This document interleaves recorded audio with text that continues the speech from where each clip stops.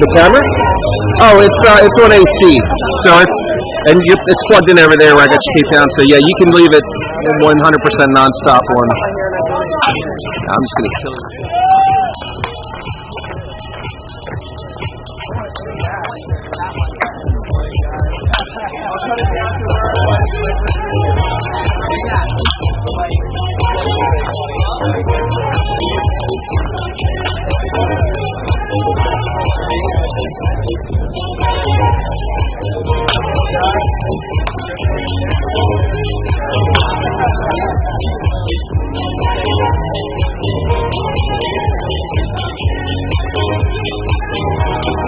Take the stand back from my tripod over there.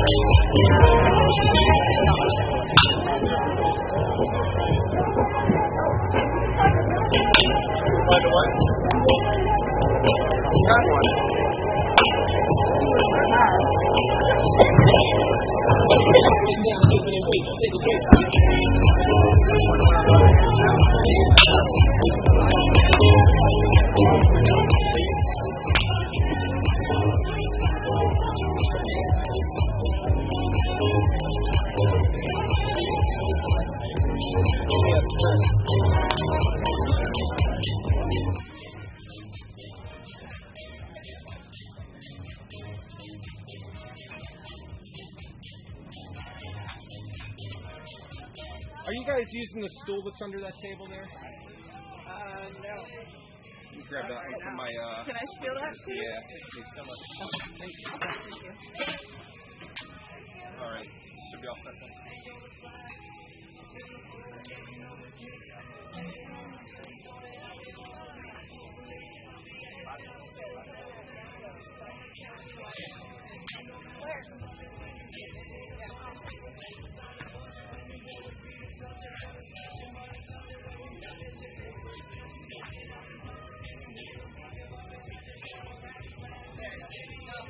Boom. Now my hair feels nice.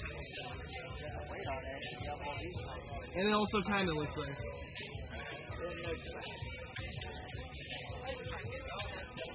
I'm like, I wore green again, and I wore the necklace, so let's see if this works. Yeah, I got the lucky sweater and the lucky baseball. I wear the damn necklace. All right, guys. All right, I guess I'm saying TV that ready. we're good. I'm going to say that we're set for the We're set. set. We're set. Yeah. I'm TV ready. Okay. Battery, I'll switch out to the big battery and throw the small one on to charge. That big battery should be enough to get me through the whole game, most likely. Is there plenty? I charged them last night, so they should be able to charge. That's what I was like. Okay, and then I'm going to have you be in charge of our YouTube thing, so you can... What time are we at? Oh, I got us. Here, I'm going to actually... Let's get ready to roll the game in about 20 minutes, 30 minutes. Well, yeah, let's roll pregame at like 11:35. That'll take us to 11. That'll take us to 10 minutes before game time.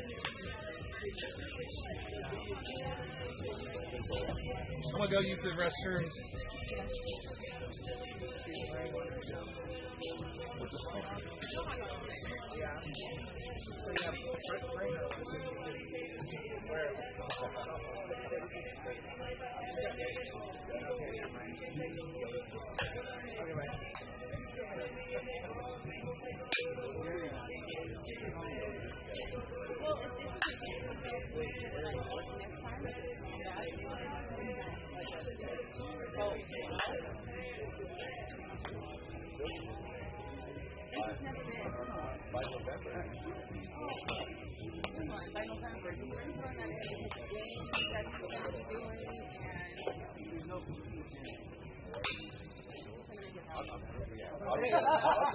I think we got booths now. Is that what's going on? Yeah, we're special. Oh, okay. You guys seem to think I'm athletic enough to get in there, huh? Oh man. Cheating, but it's good. Cheating is good, Nick. Thanks. You good? I can tell my kids. Be good. You can't be good when you talk. You got that right, Nick. Want some to eat? Oh, yeah? Julie, want some bad food? No, I'm good. Well, I know you're good, but I mean, being bad is okay sometimes. Do this today.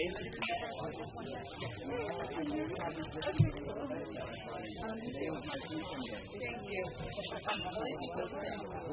Right now, I'm not super happy.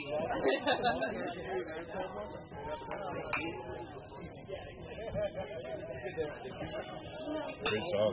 Are you picking them? Oh, that's on the field. Coming on. That's a great song right there. Sorry, this is like one you start.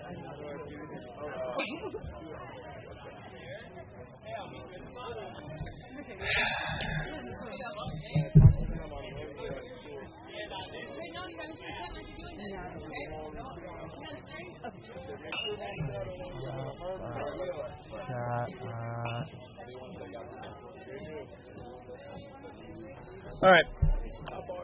I have commenting strictness on its maximum level.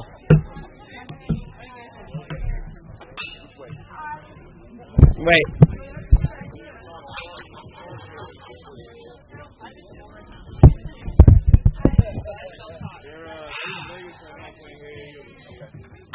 All right, I'm gonna go figure out the lineups already. Let me give you a stamp.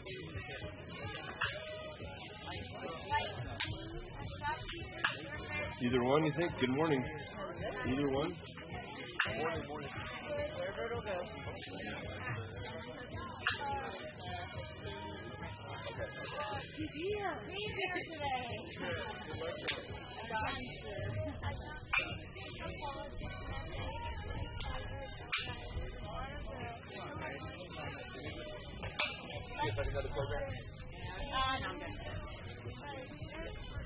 I think it's magic.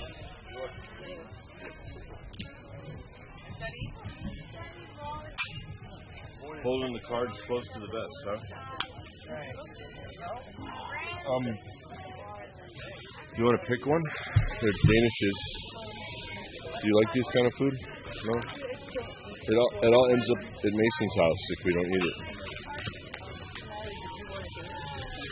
Huh? Okay. It'll be here.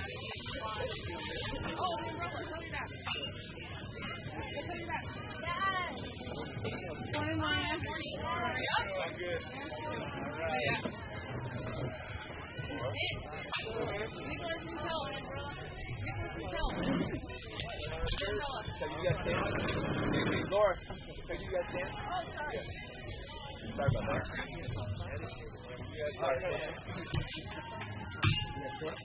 Want a Danish Mason?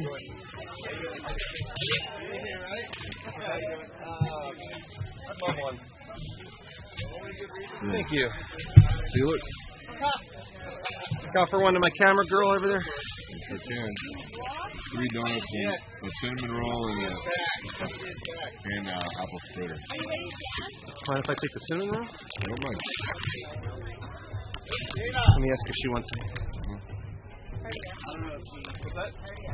Oh, she's good? Okay. Who is it today? Natalie Delgadillo. Natalie Delgadillo. So I got here early and I said, okay, go to Mickey D's. And then I'll see if you guys want anything. It worked out. My wife had stuff for me to do if I didn't leave. She sure did. She's talking about like stuff from when we first moved there. I'm like, I gotta go.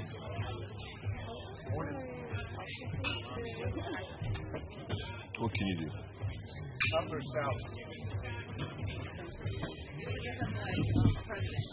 I guess like if you drive down and yes, I want to make sure that I don't have a bunch of annoying customers worrying today about me.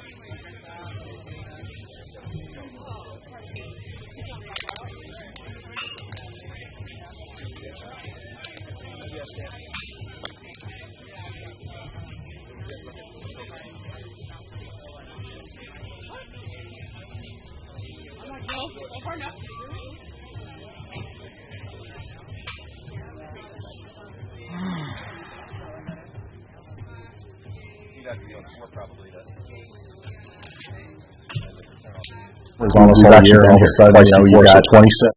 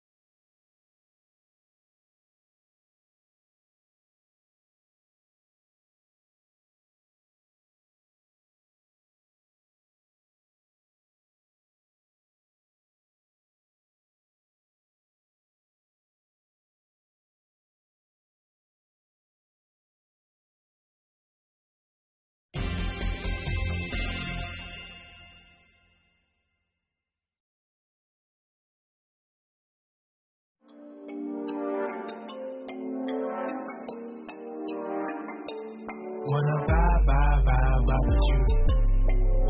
it's funny because oddly enough, we've actually been here twice before. So 2017, we were 36-3 going into the regionals, and we lost our first game to Casumas 10-1. We just got our doors blown off, and so we were there, came back, won the next two. 2019, we lost the first game to Butte. Kind of similar situation, pretty good lefty. We just kind of, did a good job of just kind of, stifling our bats a little bit. Had to come back on the next day and win 2 in a row. So I think this team technically has never been through that, but the coaching staff has. We have. And so, after the game, it was just kind of like, hey, listen, guys, we weren't going to win 200 games in a row. We were going to lose one sooner or later, and too bad it had to be today. But you know what? We won 2 games in a row. If you have a 36-game winning streak, you could say you won 2 games in a row 18 times, right? And we said, hey, let's come out tomorrow. Let's just focus on the first game. Let's just continue to do our thing, which is execute, stay together. And the guys did a really good job of that. There really was not, I didn't see from the guys and kind of talking to them here and there. There was no panic. There was no, oh my gosh. It was like, all right, hey, it's over. It's done with. And let's get back to work today. Wanna vibe with you. We gon' fly to the moon. Live a life with you.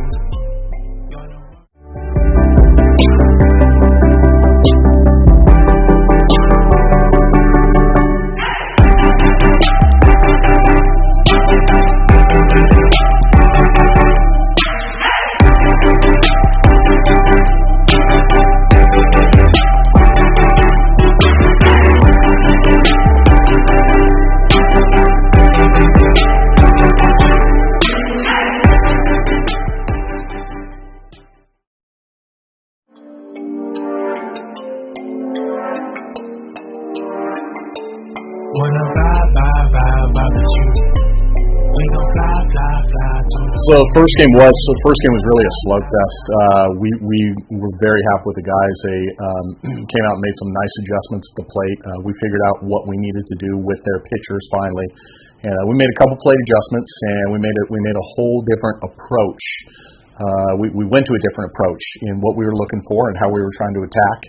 And 11 runs later, and it was just fun to see the bats come alive a little bit. That game ended almost as exciting as the first game. They had first and second with 2 outs. A tying run was on first base, and we had a backdoor pick to just shut it down. And a really nice job by our pitcher Medano. We always say you got to put the ball in the right spot, and he put it in the right spot. You just don't have a lot of room for error there. If you throw it away, that run from first may come all the way around the score. So it's a high leverage play, and it's a play that takes a little bit of toughness and competitiveness, and Medano did a good job. So that was exciting to see. Next game, again, they just, hats off to Marin. They pitched well all weekend.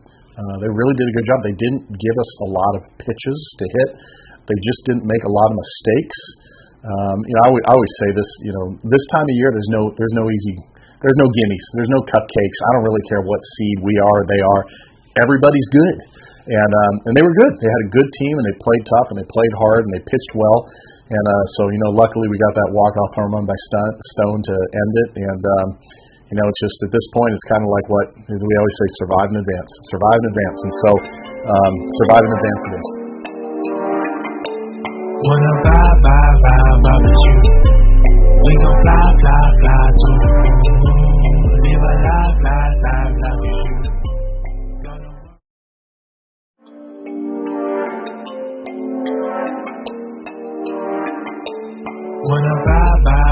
with you. I think what made that so exciting was just the build-up, right? It had been, I think, what are we, 9, 18, 20, so 31 innings. I think I put a little tweet out, it was a 13-and-a-half-hour day, but, we got there at 8 o'clock that morning. And gosh, we had our backs against the wall. It was like a heavyweight fight. They knocked us down, and man, we were out, and we knocked them down, and they were out, and they got back up, and they knocked us out, and we got back up, and so I think that home run was just kind of that thing where it was just kind of that, like, yeah, we did it, and the guys are just so excited, and so it's neat to see them. We talk here all the time. If you're going to play here, you're going to play hard, but you're going to enjoy it. We're never going to apologize for having a good time and celebrating things. We always want to be professional as possible, but the guys are just so happy, and it was neat to see them kind of live that moment. Wanna vibe with you. We gon' fly to the moon. Live a life with you.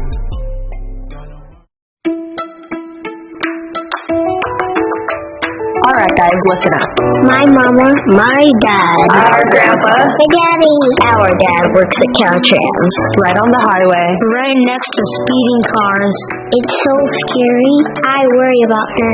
some people drive so fast. Bing, bing, bing. Please, Please be careful. At least slow down. and pay attention. Be alert. Be work zone alert.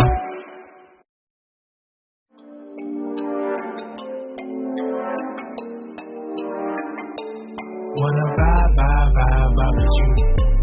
We gon' fly. Yeah, I think sometimes in a playoff series, you got a lot of people. You got the cameras that all came. We didn't have any cameras on us all year, and all of a sudden, you got 4 or 5 cameras. You got live announcers, and so you can frame it any way you want as a coach to your guys and say, hey, it's just another game. They know it's not another game, right? It's playoff time, right? And so I think in certain situations, when you're in those high leverage, high intensity, more people in the stands, more on the line, guys can get a little tight. So for us, it kind of went back to, guys, let's just get back to playing the fundamentals. Let's get back to doing what we've done all year. Let's breathe a little bit. Let's trust each other. Let's trust the guy on my right and my left. I don't have to do it all. And they kind of bought into that. And I think that's why you saw the 11 runs in game 1. I think guys realized they didn't have to hit the 15-run homer. They just need to get on base. And the next guy had to get on base, and then sooner or later we were going to pop one of those, and we did a couple times. And so I think it got back to us to playing fundamental baseball, trusting the guy on my right and my left, and just letting the game come to us instead of trying to go get it. Let the game come to us. Wanna vibe with you.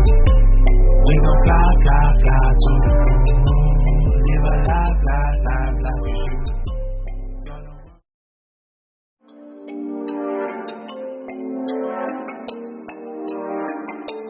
Wanna vibe with you.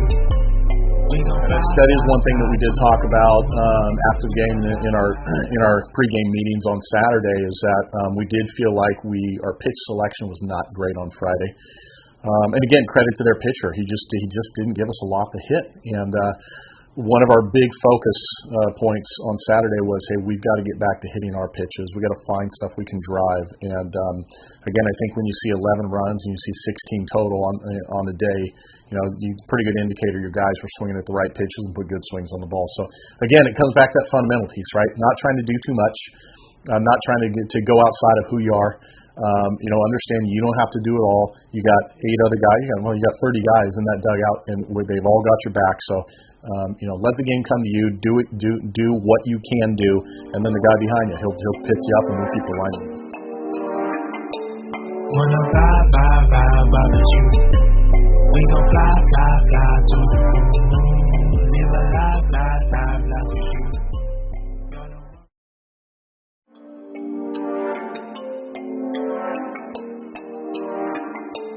Wanna vibe with you. They got a little bit. We played them twice early in the year, and they got a little bit more velocity with their arms. They got some guys who can run up there anywhere from 89 to 92, and well coached, tough, gritty. Just a good ball club. We got a lot of respect for him. Coach Anthony over there does a great job. So, no, I think it really just comes down to us doing what we say. Again, we talked about it last week. It sounds cliche, but we just have to do what we do, which is we're going to hunt outs as defenders. We're going to hunt 15 or less innings as pitchers. We're going to hunt jobs and fastballs as hitters, and we're going to come out. We're going to play hard, play fast, play loose, play reactionary, and just play baseball. And you just can't start looking at all the stuff out on the periphery. You can't do that. Once you do that, you kind of lose focus of right here. And so we want to keep our guys focused, and I think they understand that. And I think getting last week behind us it's going to be a big help for us. Wanna vibe with you. We gon' fly to the moon. Live a life with you.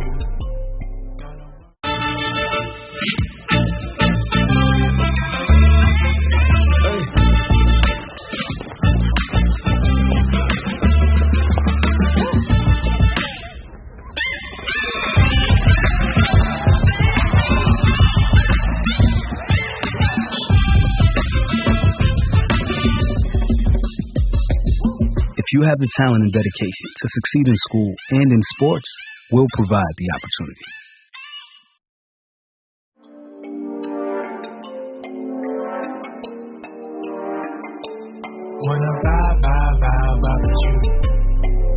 He's been on another. We've got some really good players. I've been here 9 years now, and we've got some really good players. Ryan Ruley was the California JUCO Player of the Year in 2017, and we had AJ Curtis, who was drafted out of here in 2018, and Zach Patterson was the home run king in 2019. We've got some really good players here. A couple batting champions, a couple NorCal champs. We've just had some guys that have been really special, but Stoney he's right there with them. You know, he might be on another level. 7 home runs now, 4 triples, 7 doubles, 4 triples, 7 homers. He's got 44 stolen bases.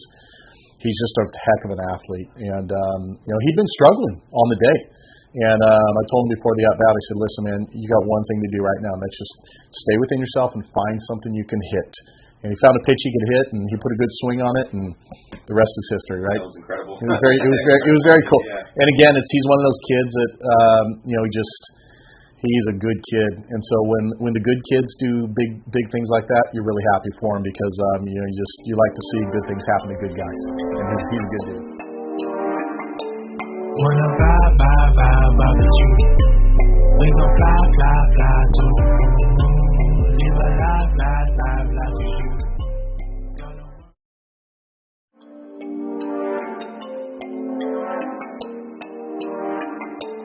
Wanna vibe with you. We gon' fly. Yeah, I think for us bullpen is very simple. You want guys that can pound the zone and throw strikes.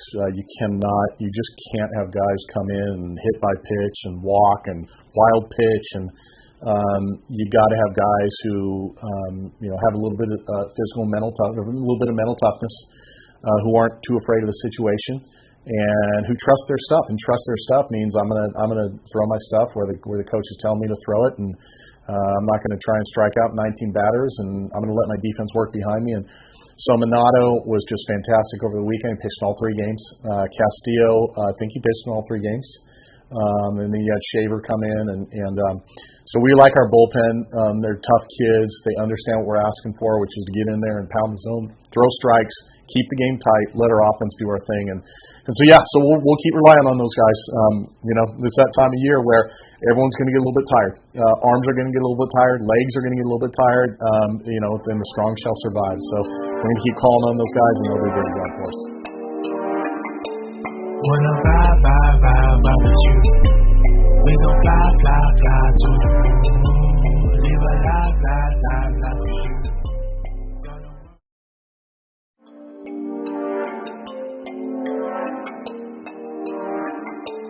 Wanna vibe with you.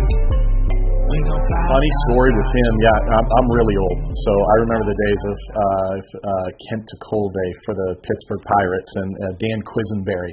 And Cade is really, you're right, he's not a sidearmer. He's a true submarine guy, which means his ball almost scrapes the ground as he's coming through with his arm. And no, it's funny, we recruited him. We were very aware he was only going to be about 72 to 75 miles an hour, which in my book is like just like yikes. We like velocity here. We like guys who can really run it up there. And he came in 72 to 75, and we knew he had a little bit of funk out of there. And he's just, we talk about toughness, and he's as tough as they come. He can give up 3 home runs in a row, and you wouldn't know it. And he can strike out 5 guys in a row, and you wouldn't know it. He's a perfect guy to bring out of your bullpen because he throws strikes. He's got a little bit of funk. He's had that arm slot forever. And he's just very comfortable, and he does a good job of it. So we're very, very fortunate to have him. Wanna vibe with you. We We gon' fly, fly, fly to the moon. Live a life, life, life, life with you.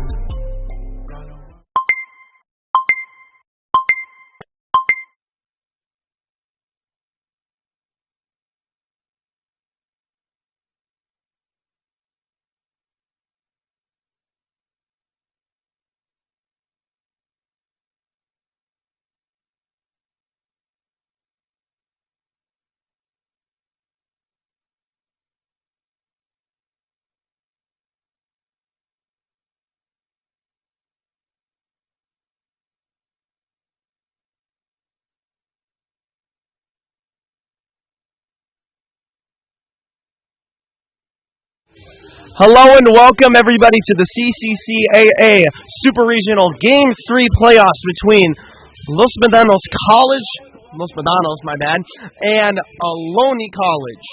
And I'm here again with Dan Harrington. And Dan, thank you for joining us here in Game 3. Thank you very much. I almost made the mistake of leaving the volume on, like when you call the radio station to give your sports talk comments. You gotta do it with your radio. We'll have some stream echo. Yeah. Yes. Well, your voice is so powerful, you just wanted to hear it again. Well, you guys, and thank you for joining us in our live audience today. Like I said, Game 3 of this Super Regional Final between Los Medano College and Ohlone College. And Game 1 went in the favor of Ohlone College by a score of 20-7. Yesterday, 14-7 in favor of Los Medano College. And today is shaping up to be another huge day. Max Gonzalez on the mound for Ohlone College. And a bit of a different lineup card that sees Clay Facto in the outfield and Jimmy Garcia, the backup catcher, as a DH. So it looks like Ohlone is going to try to give Maeno a chance to relax a little bit and come in off the bench if needed for a defensive replacement, or his bat to be needed for a base hit to drive someone in later in the contest. He has been having a little bit of a tough spell up there at the plate, and giving him, if you will, the day off, looking for more days after this one. This is a winner-take-all. The loser will be done for the rest of the season, but both of these teams have been fabulous. Coach Dalbora and his staff have the Mustangs peaked and ready to go for this Game 3. And for Ohlone, they've got a battler on the mound, a veteran pitcher, and Gonzalez getting the start today. Max Gonzalez out of Milpitas. We'll see how he can perform as Coach Curran and the rest need him to throw some zeros on that board today. Yeah, definitely. And as we are angling into first pitch, which is just about 8 minutes away, let's go over the game time temperature. It's 65 degrees, and it's looking like it's going to peak at about 71 degrees towards the end of this game, which will be at around 3 p.m. And so definitely a better weather report than what we were expecting. We were expecting to be having 80-degree weather, and much rather take this 65-degree weather, and I feel like a lot of these players would as well. Wind is pushing out 11 miles an hour, and it's going to be whipping and lashing. For the most part, through Fremont, it's pushing out to the west side, which would be our right side. However, up here on the hills, the winds work differently. It's pushing out to left center field about 11 miles per hour, so not very much push from the wind this afternoon. We're gonna have to check that Ohlone Network weather balloon and just see what's going on. Yesterday there were some parasailers up there on top of the peaks, but today no signs of them. That means there's a little bit too much wind going from west to east. And now let's head into our starting lineups first for Los Medano College. You got Neal, Pierce, Vogan, Barry, Hardeman, Judy, Trudeau in the 7th spot, Sato in the 8th spot, and Boyce in the 9th spot. And the two players I want to highlight is Boyce as well as Pierce. Pierce yesterday going 3 for 5, an RBI and 3-run homer. That ended up being the biggest blow yesterday, and Ohlone College was not able to recover from it after that was hit. And, of course, Boyce, playing in center field out there, had himself a 2 for 4 day with an RBI as well. And for Ohlone College is going to be Stone, Ibarra, Valdez, Shepard, Facto, Garcia, Steinhauer, Kyle, and Stevie Hahn. And the player to highlight here for Ohlone College, 2 players, Stone and Ibarra. I think that there's a large emphasis on those first 2 guys to get on base quickly and score quickly in this game and get momentum firmly on your side. I think that is the key for Ohlone College starting this game here. Well, we've noted the speed of Ohlone. The bats, will come around every game. They'll get a certain amount of runs, but they just can't let Los Medanos get too far ahead. As another theme of their season has been a lot of high-scoring games and winning many of those high-scoring games. Definitely. And Max Gonzalez, power strikeout pitcher with 58 strikeouts to 9 walks on the season, going to need to have his stuff working in this game. And the umpires have been calling very consistent zones, but not wide zones. And so we'll see if maybe they can inch it out a little bit as the game goes on. And I did hear a rumor that our home plate umpire this afternoon actually does like a wide zone. He likes calling those pitches on the outside corner, which is a key thing here for these 2 guys on the mound who are both very good with breaking pitches, sliders, curveballs, and changeups. And, of course, they're going to definitely want to give their offenses the best opportunity to go out there and perform this afternoon. And if you're right that we're going to get a bit of a wider zone, you might get a shorter game out of it. So those of you at home, maybe you've got some honeydews to accomplish on your Sunday, some things around the home or some other stuff you'd like to do today. Hey, just dedicate yourself to watching and enjoying this contest for 3 hours or more. And maybe less, but they've been averaging 3 to 4 hours in the Marin and Los Medanos meetings for Ohlone. So hey, put everything else on the back burner and actually turn your stove off. We don't want any fires at home. So yes, exactly. Then get back to things you need to do later around the house or around town here in Fremont or wherever you are in the world. We know there's been some terrible news out of Buffalo, New York, and we also know, of course, the Ukraine as well as in Ukraine and all around the world. There's things that we can focus on more. Here we have a chance to take a break, and here we are with looking at the ideals of America, the national anthem about to be played here in Fremont. And after the national anthem, we'll have defensive alignment and pitching matchup. We'll be back.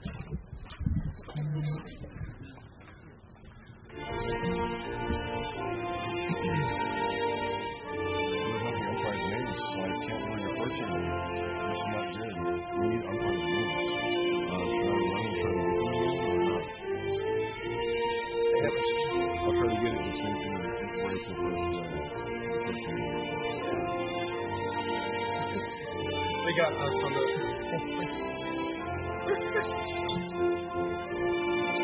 Not good.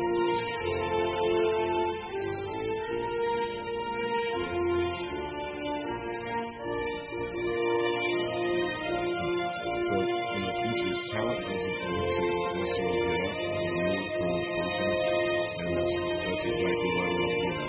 I just did this. And it's not, we wouldn't have a switch to that stuff.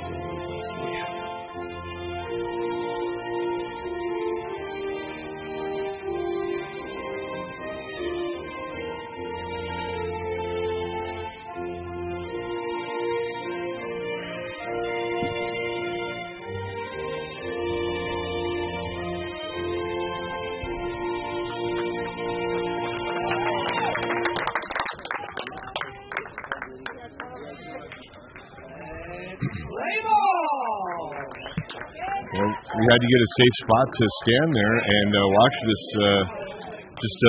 honor the flag and honor America. And I think a rare switching mistake got you the full waistline of Dan Harrington on the screen. So you guys, between letting people know I'm in the restroom and then now this, I know there's some high that was you yesterday, though. No, it was. I agree with you. It was just a pattern had been established after one time, I guess. But no, that was on me. But,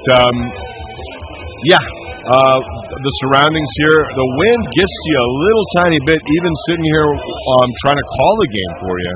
But on the field, let's see how that defensive alignment for Ohlone can make things work with Clay Facto in left field, Damian Stone in center, Mike Anthony Valdez in right, Jeter Ibarra at third base, Stevie Hom really getting it done there at shortstop defensively, Kyle Barrelou with some great plays, including a couple nifty double plays here in this series, Jaden Shepard, the long stretch at first base, Corey Steinhauer behind the plate, as he's been for all these games in the postseason, and Max Gonzalez, again, the hurler, number 37 out of Milpitas, California, not too far away, our neighboring city to the south, and he's going to try to put it not in the neighborhood where Pierce and the others were getting some really good shots yesterday with the bat. He's going to try to keep it right on the edges. So let's see what Mike Anthony Valdez can do. And Max Gonzalez can do, pardon me. And Max Gonzalez, who was 11-0 with a save on the season, 72 and a half innings pitched, 60 hits given up, 29 runs, 24 earned, 9 walks to 58 strikeouts, a strikeouts per 9 inning of 7.18, 5 home runs given up, and a 2.97 ERA. The right-hander from Milpitas, California, went to Milpitas High School, is the hopeful, the guy that Ohlone College wants to have a cape on for. Right now, right away, after yesterday, where or 2 days ago, the first game of this series, where they were talking about a hybrid stance or somebody starting a set and then going to the windup, where they'd move their leg back and then up again. Here we are having a little discussion about, once again, what is legal in 2022 and what is not. And you can see Coach Curran out there discussing things. And it's almost pitching 101 right here, it feels like. We're going to have to see the American Baseball Coaches Association and talk with the folks there and see if we can get some clinics going. Indeed. And there's a lot of, by trying to simplify from hybrid stance, where you kind of could be at an angle on the rubber as a pitcher, and there's the various things we've seen through the years, all the different leagues, and amazing like Juan Marichal or Satchel Paige, Sandy Koufax, the different type deliveries folks would have, and the different ways they would start and get going. And Ohlone College. Start and get going. That's probably the emphasis today for their squad, and they're also sporting the home lights this afternoon. Looking crisp, looking fresh, and looking cool. I'll tell you what, I wish I could wear one of those. Well, you're still young enough to try out. I think if they really wanted to search for one, maybe they could scramble with an injury, another year of eligibility for me. I don't believe they need any 50-something players out there, though. But you're 20, and you're an athlete. You could do it, Armando. But you really know the game. Here's Armando Galan to call this one for you. And Gonzalez with his first pitch. Here it comes. It's on the outside corner, and it's going to be called a strike. And so first pitch is at 12:02 p.m. here at Ohlone College, and the wind is pretty much non-existent as we start here. Standing in is Neal, who went 2 for 4, and Andrew Neal is a .338 hitter on the season, .414 on base, and .563 slugging as he fouls this one off to the right side.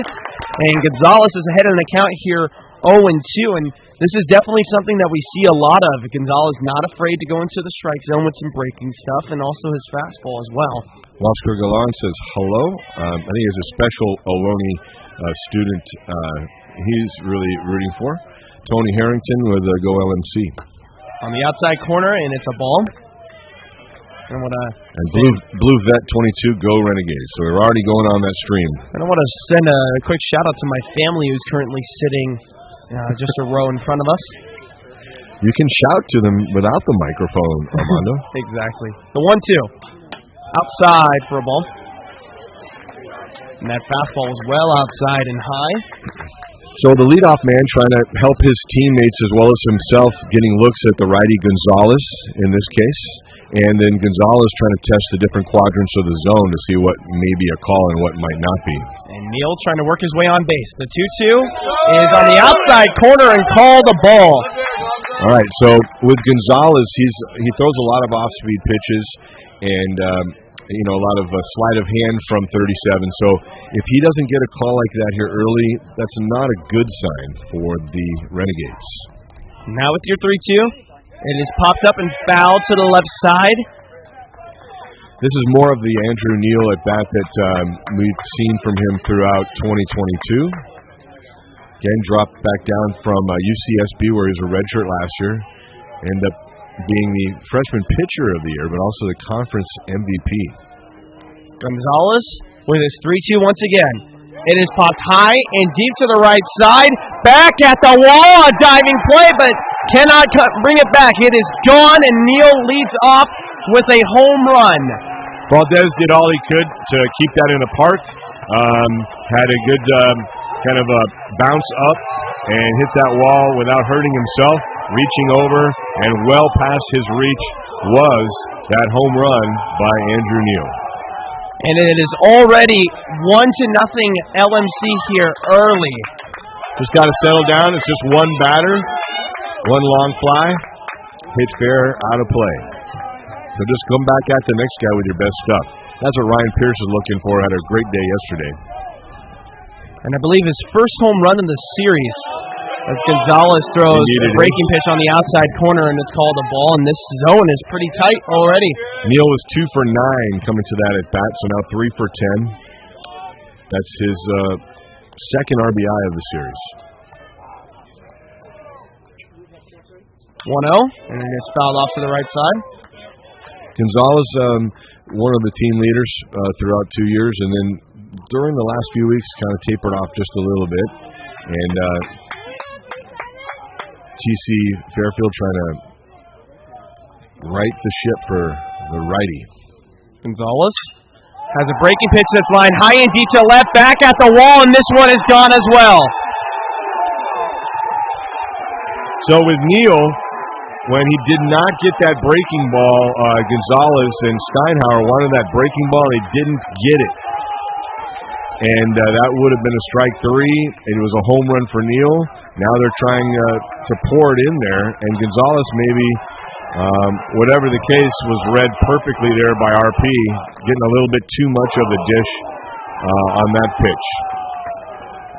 Again, 2 people up, 2 runs in, obviously not the start you want, but something that you can certainly come back and battle back from. And Pierce, who hit 12 home runs on the season, now with his second home run of this series. And there's that old saying that solos won't kill you, but if you keep on giving them up, they definitely can. And Gonzalez has to lock it down here quickly and start getting into his groove. So he throws a first pitch breaking pitch that gets enough into the zone, and it's a strike. And we're with no outs here, and Vogan is up, the first baseman.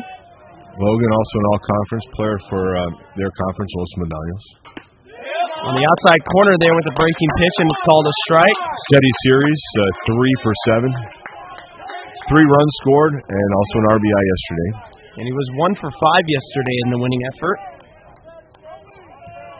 Batting at .315 on the season. Here's your 0-2. On the ground to the right side. Shepard has it. It's going to be a 3 unassisted, and he gets the first out.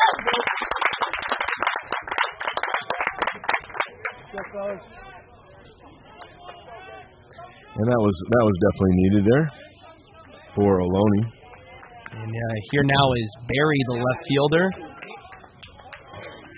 And Barry, who was 1 for 4 yesterday, was hit by a pitch and also reached on an error that was thrown by Jiri Barra. The one was in his last at bat, and that was a triple. And on that play, he scored Vogan ahead of him to get on base. He would end up being the 14th runner. 14th runner to score for Ohlone, for Los Medanos. And Gonzalez now with the 0-1 has his target set outside from Steinhauer. Here it comes. Swing and a miss there on a beautiful, beautiful changeup. Yesterday he seemed extremely stymied by Facchetti. Sean Facchetti on the hill yesterday getting the start, and he looked very disoriented with 3 pitches and a strikeout. And this is popped high and deep to right. Back at the wall. Valdez says he has it, and he's got it. Scary second out there. Yeah, it wasn't fooled on that pitch, but with the 0-2 count, he was not quite as powered up, full throttle there with that swing as he might have been with a lesser count with a little more to play with as the batter. Hardiman did not start the first day, and yesterday he was 1 for 3. And this one is high and deep to center, and Stone has it there for the final out. Well, the confines not so friendly for the first 2 batters, but settling down is Gonzalez to get the next 3 hitters. And due up for Ohlone College, and an important due up here. Stone, Ibarra, and Valdez will be back in 1 minute after this break. Good? Yeah, I'm good.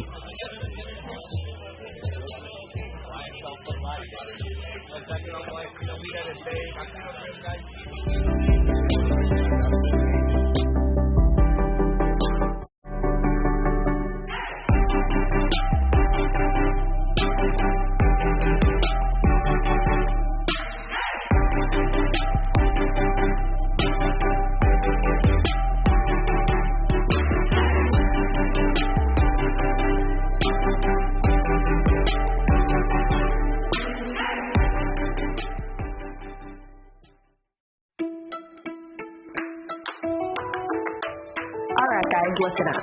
My mama, my dad, Our grandpa. My daddy. our dad works at Caltrans, Right on the highway. right next to speeding cars. It's so scary. I worry about her. Some people drive so fast. Bing, bing, bing. Please, Please be careful. At least slow down. And pay attention. Be alert. Be work zone alert.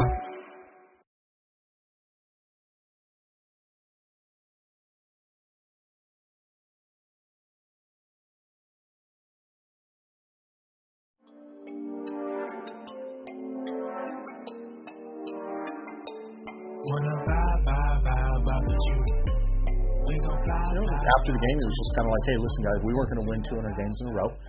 We were going to lose one sooner or later, and too bad it had to be today. But you know what? We've won 2 games in a row. If you have a 36-game winning streak, you could say you've won 2 games in a row 18 times. Well, let's come out tomorrow. Let's just focus on the first game. Let's just continue to do our thing, which is execute, stay together. And the guys did a really good job of that. There really was not, I didn't see from the guys and kind of talking to them here and there.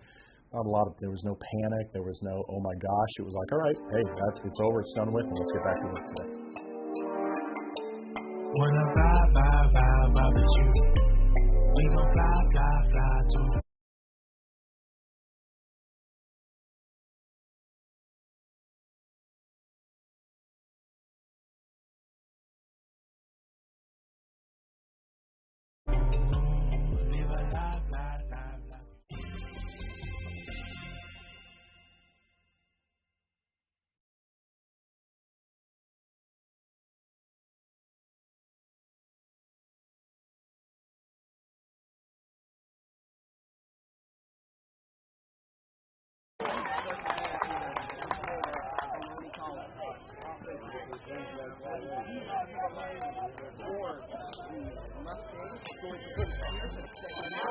Number 26.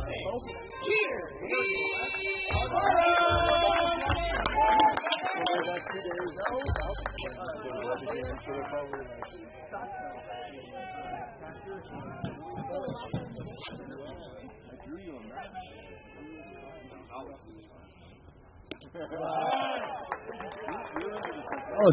You're not into the paper and pen stuff, I think, so much, and that's great.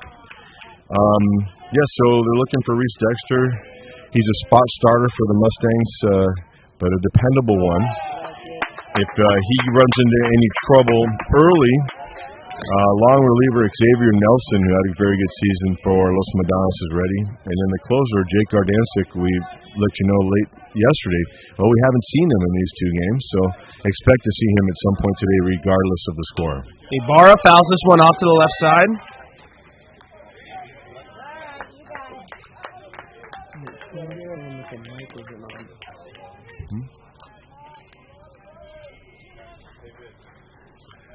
Tony Harrington, can you still hear me? 2-1.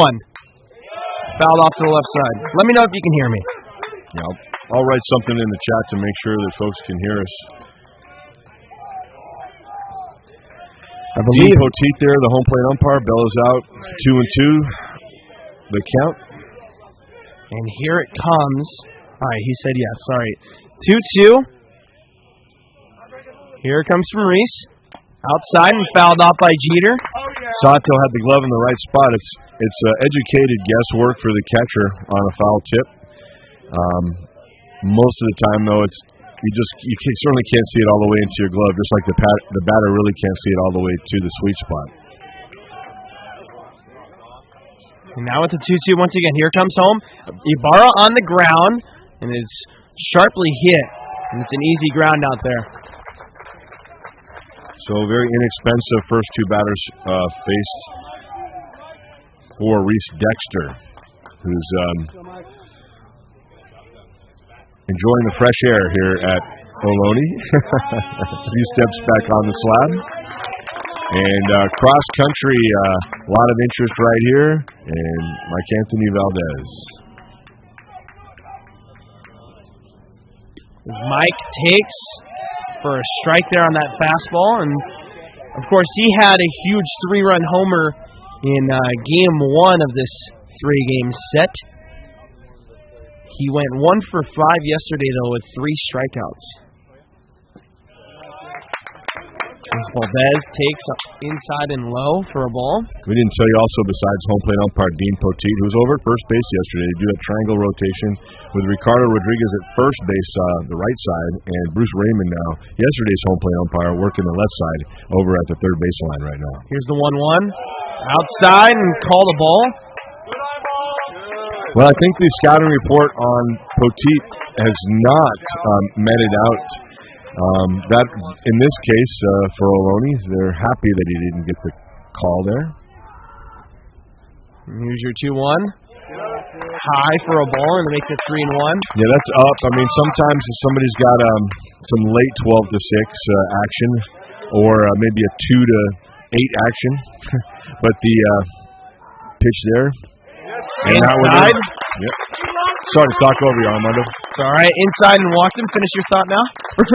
Yeah, so it's the front of the plate that the strike zone's supposed to be called on. It's not supposed to be back door where it didn't touch the plate. Obviously, it's optics. There's only so much physics will allow the baseball, but in general, those high pitches that seem to break late, they're just falling over the strike zone. They're not going to be a strike if you're calling it correctly. And if you hear "get like me," you know it's Jaden Shepard who's up at the plate, and he takes a first pitch fastball on the outside corner for a ball. And Jaden Shepard was 0 for 4 yesterday with the ground out, but a run scored as well. And now with the 1-0, here it comes. Inside, and it's called a ball.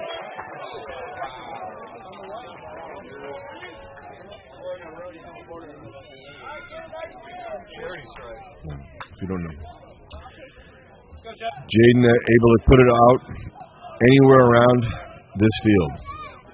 And the 1-1. And it's Wild back on the pickoff play. Valdez saw it the entire way. He's going to round second, but he's not going to go for third. No, he is. The ball is still not in. And Valdez is going to move up to third. Valdez a little extra careful, going, I wouldn't say rounding second, more of a cornering second. He was at a 90-degree angle there as he slowed down and stopped just past second base. And maybe he saw a glare from that side of the field and thought maybe the ball was in the air already and realized it hadn't yet even been picked up. And Jaden needs to get a base hit here to score a run, a huge run here for Ohlone College early. The 1-1 is too high, and it's going to be called 2-1 now. Trying to do a little too much there, 29. Yeah, you want to keep the runner honest, but you've got a fellow over there in Vogan with some serious height and reach, and he put that one about 3 feet over his glove. Now Shepard in the count, 2-1. Reese gets the sign. Here it comes home. Low, and it's going to be 3-1 now. And up next would be Clay Faxo, who was 1 for 3 yesterday with a hit by pitch. He doesn't look like he's right away in his best mode on the hill. He's wishing it in there, and that is not a good thing from your starter. And here comes the ultra-important 3-1 pitch. Gets the sign here from Sato.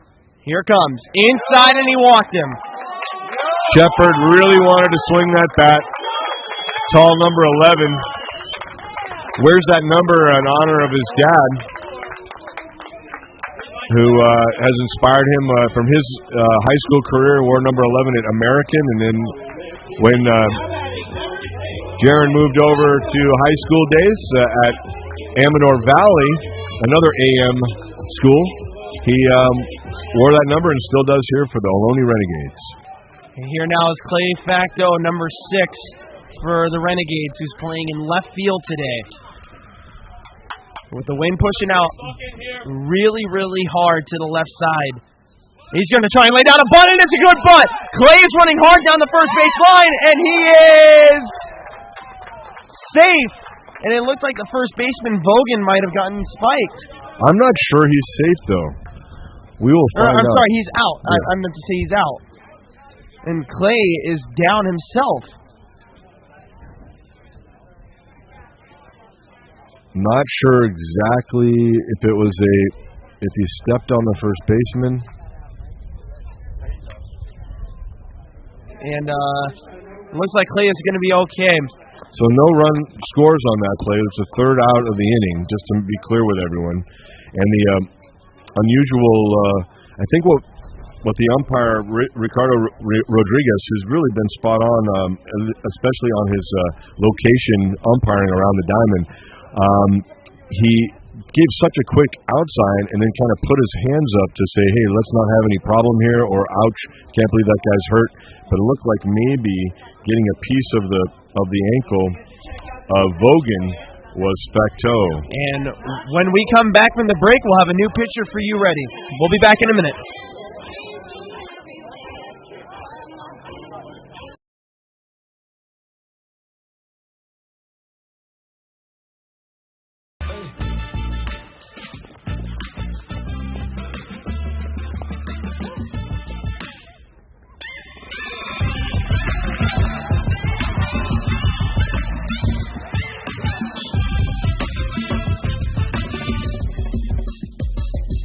If you have the talent and dedication to succeed in school and in sports, we'll provide the opportunity.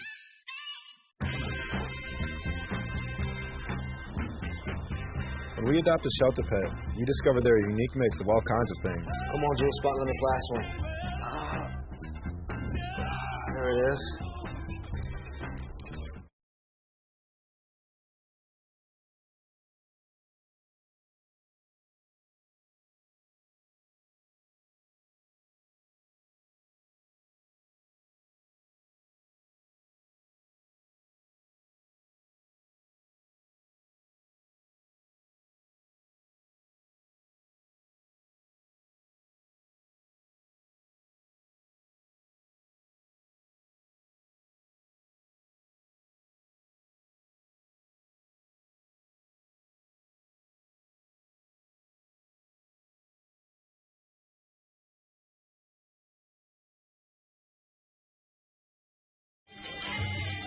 As we return back to Ohlone College baseball action, Ethan Shaver is going to be pitching now for Ohlone College on a season where he had a 2.35 ERA and probably going to be asked to eat up a lot of innings, as Max Gonzalez only could go through one inning in this game.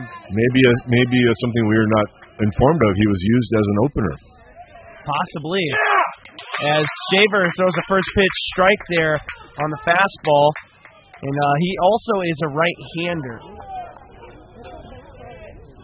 I wonder if there may be a left-hander that comes in later on in this game for Ohlone College. Swing and a miss there makes it 0-2. Much like the Los Medanos has some arms remaining who have served important roles through the season, so do the Renegades. And Judy, who batted .297, is down 0-2 here. Takes a pitch on the outside corner, and he was hit by a pitch 3 times yesterday. Yeah, he's a bit sore, according to Paul Weedmans, one of the assistant coaches for Los Medanos, but he's a gamer. And he grounded out also was 0 for 2. On the ground to the right side, and Shepard's going to let that one go foul. I guess he had no choice behind the bag, just hoping it would stay fair. Maybe he stayed, if you will, that's a savvy move there from the first baseman, staying back behind the bag. The runner's kind of giving up on the play, and if that hits something, a la that ball that hit the turf and took a left turn on Barry in left field yesterday, you never know. Maybe it'll roll back in fair, and he'll get an easy out there.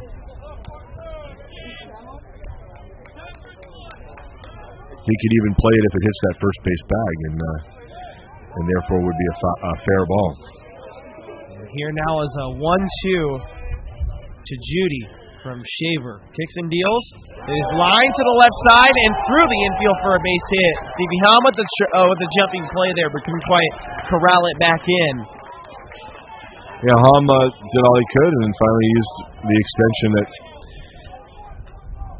he's grown to have, body and arm, no chance. I think we're looking for the off-speed stuff and the breaking pitches the first time through the power part of the Los Medanos order, and now you've got more power here with Shaver. And here now is Trudeau. He takes on the outside corner for a ball. Sporting the number 10 and playing at shortstop, was hit by a pitch once yesterday and struck it out twice. Was 0 for 5 in the winning effort. And a pickoff play over there at first base to no avail. He's actually 0 for 4. He did get a hit by pitch and did score a run.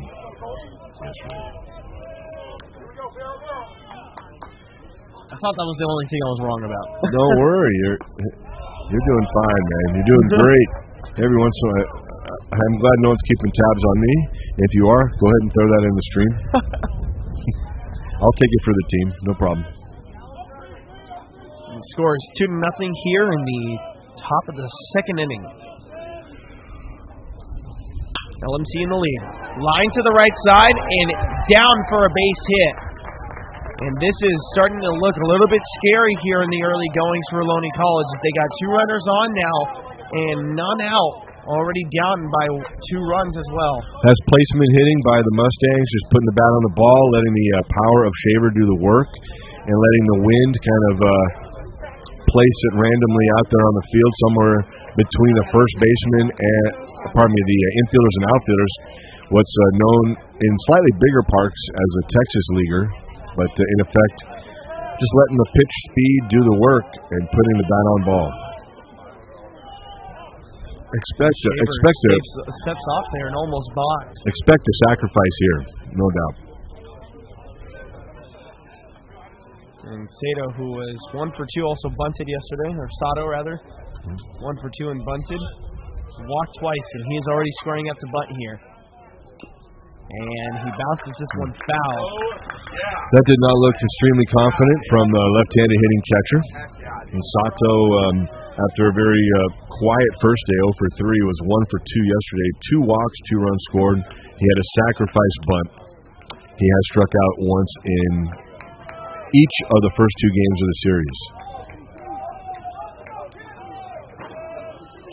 Shaver's got to try and get another strike here to try and relegate any type of bunt play.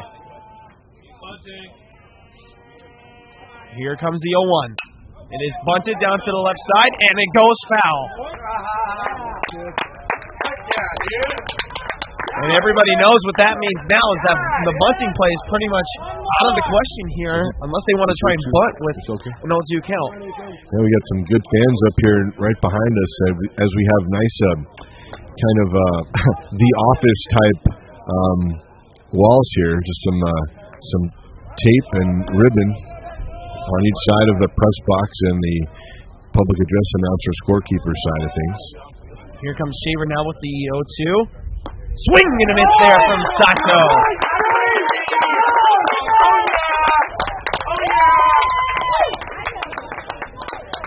And here comes Boyce now, the center fielder, number 4.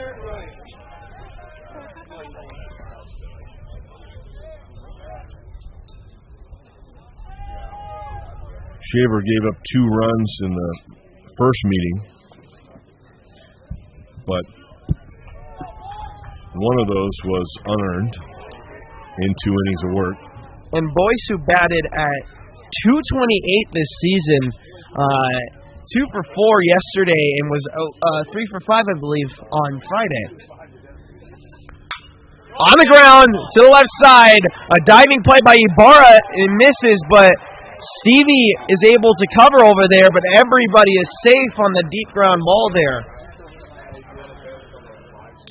So there's an infield save, keeping a run from scoring, and a tiny bit of confusion there for Parker Judy, not picking up the third base coach, Dalbora, who is the head coach for the Mustangs as well.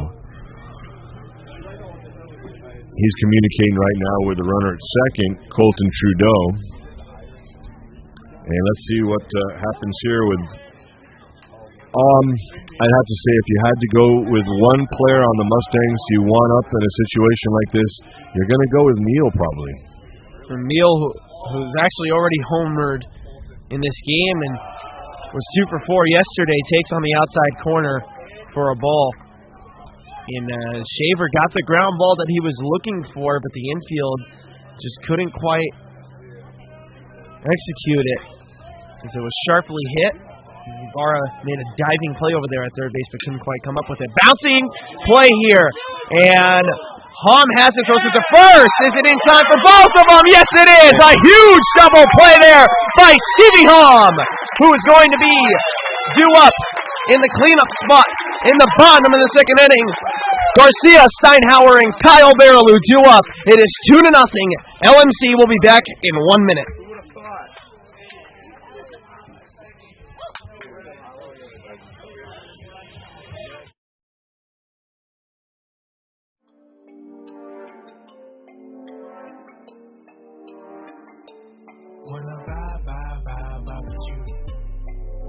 They got a little bit.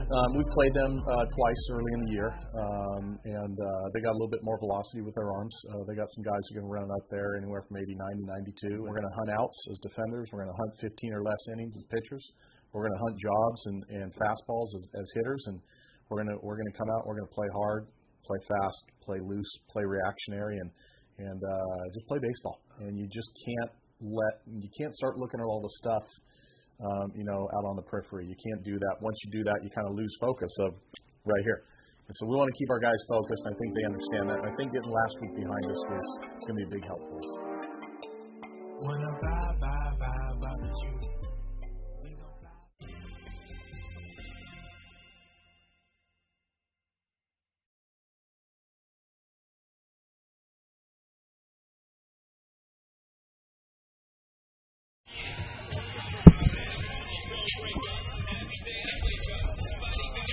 Ohlone's new degree program offers you guaranteed admission to a California State University in the film, television, and electronic media major. You select your path toward a career in film or television, complete at least 6 of our courses toward your associate in science for transfer, fulfill the college's undergraduate requirements for a total of 60 units, and be guaranteed a spot in the CSU system. Really neat program that's been developed here, and perhaps you're in the position to take advantage of it. Come over to Ohlone College. And with a plus, also, the professors are all super nice and helpful and want to see you succeed.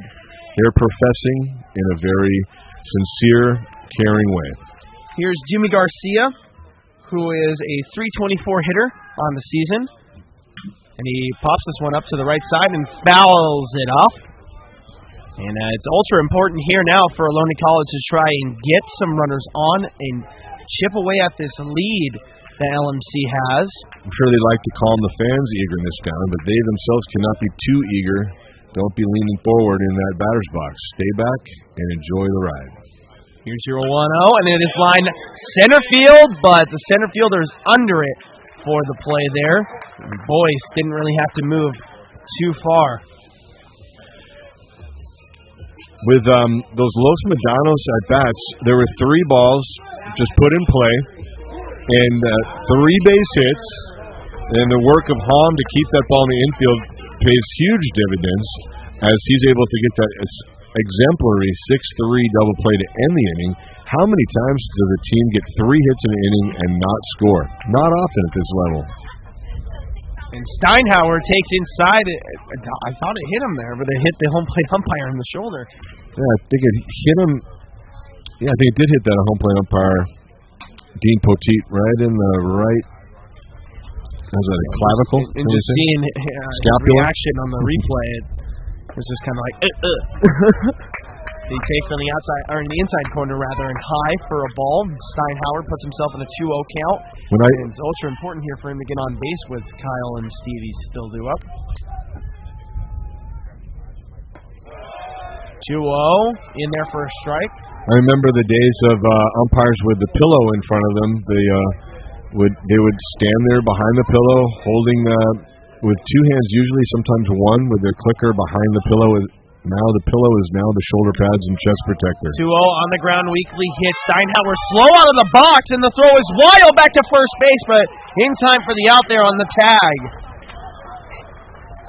I think Vogan got him, but if you need a used car, maybe Vogan can get a part-time job selling those, because I'm not so sure he was out there, but everybody seems to be feeling that he did tag him with the glove, with the ball in the glove.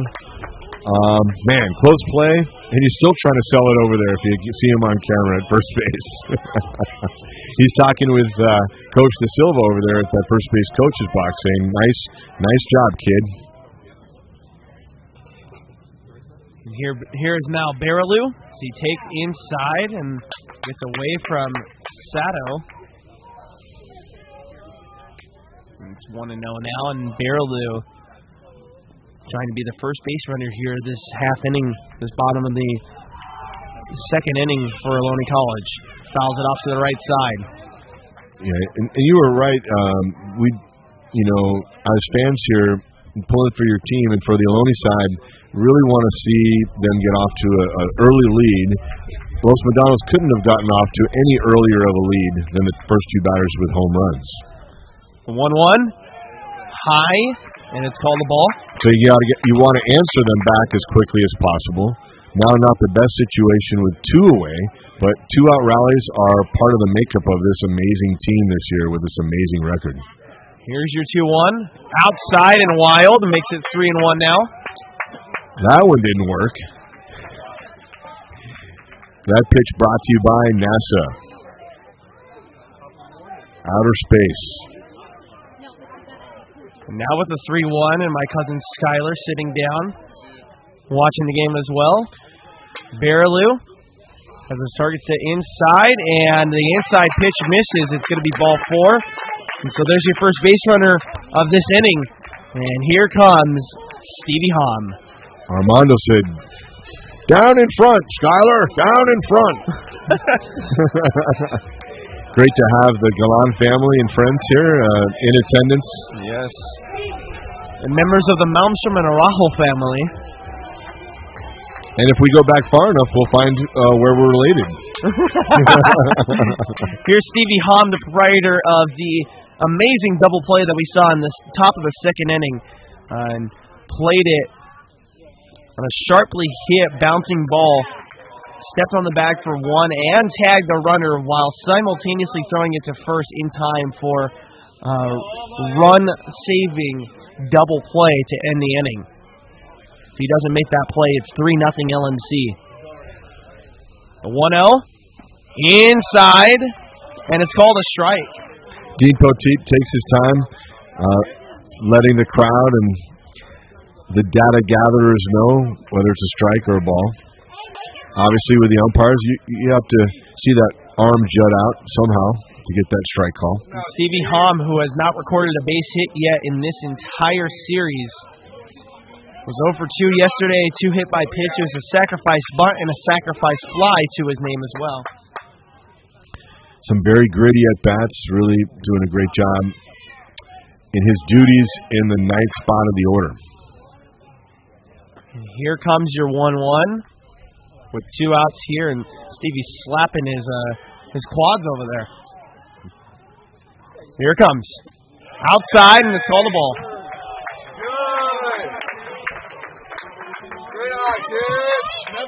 Chaz Meadows, Austin Harrington handling the duties for their pitchers and trying to get them the signs they need.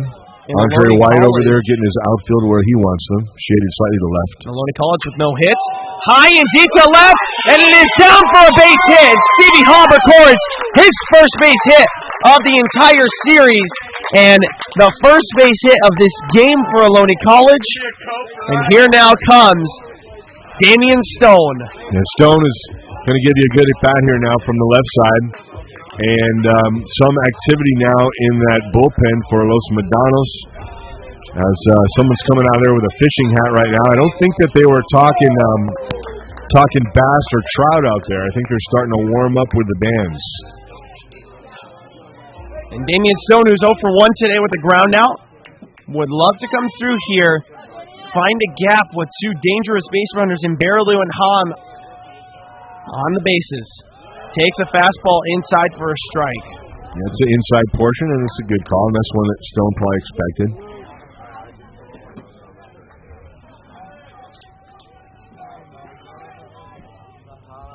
Hit it just where his speed wouldn't be a factor the first time up, and an easy ground ball for the first baseman, Vogan. Here's 0-1. He takes outside for a strike. In there for a strike again.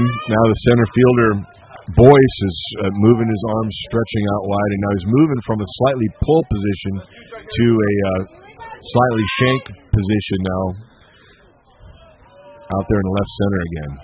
A little bit for the wind, a little bit for the count here. Damian looks like he's going to get something on the outside corner here. And the target is set. Perfectly pitched, but a great take. Yeah, that was kind of a windshield wiper from Yuto Sato as he pulled that glove up a little bit. And Dean Poteet was not going to play along with that one. And the 1-2. Let's see where Sato is going to place this one. A little bit on the outside corner. Here it comes. Swing and a miss there. And that'll end the inning. Not what you're looking for there, honestly, but a good battle, and this time won by the battery of Los Medanos. And we'll be back in 1 minute after this break.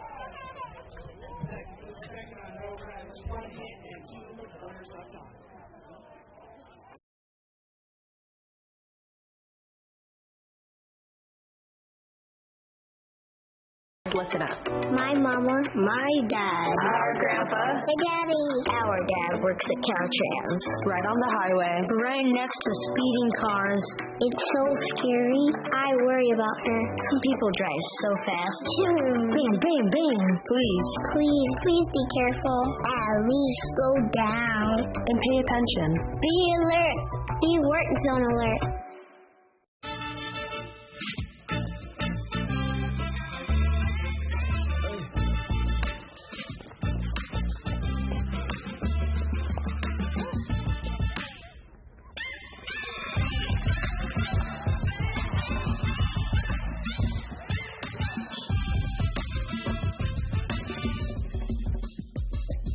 If you have the talent and dedication to succeed in school and in sports, we'll provide the opportunity.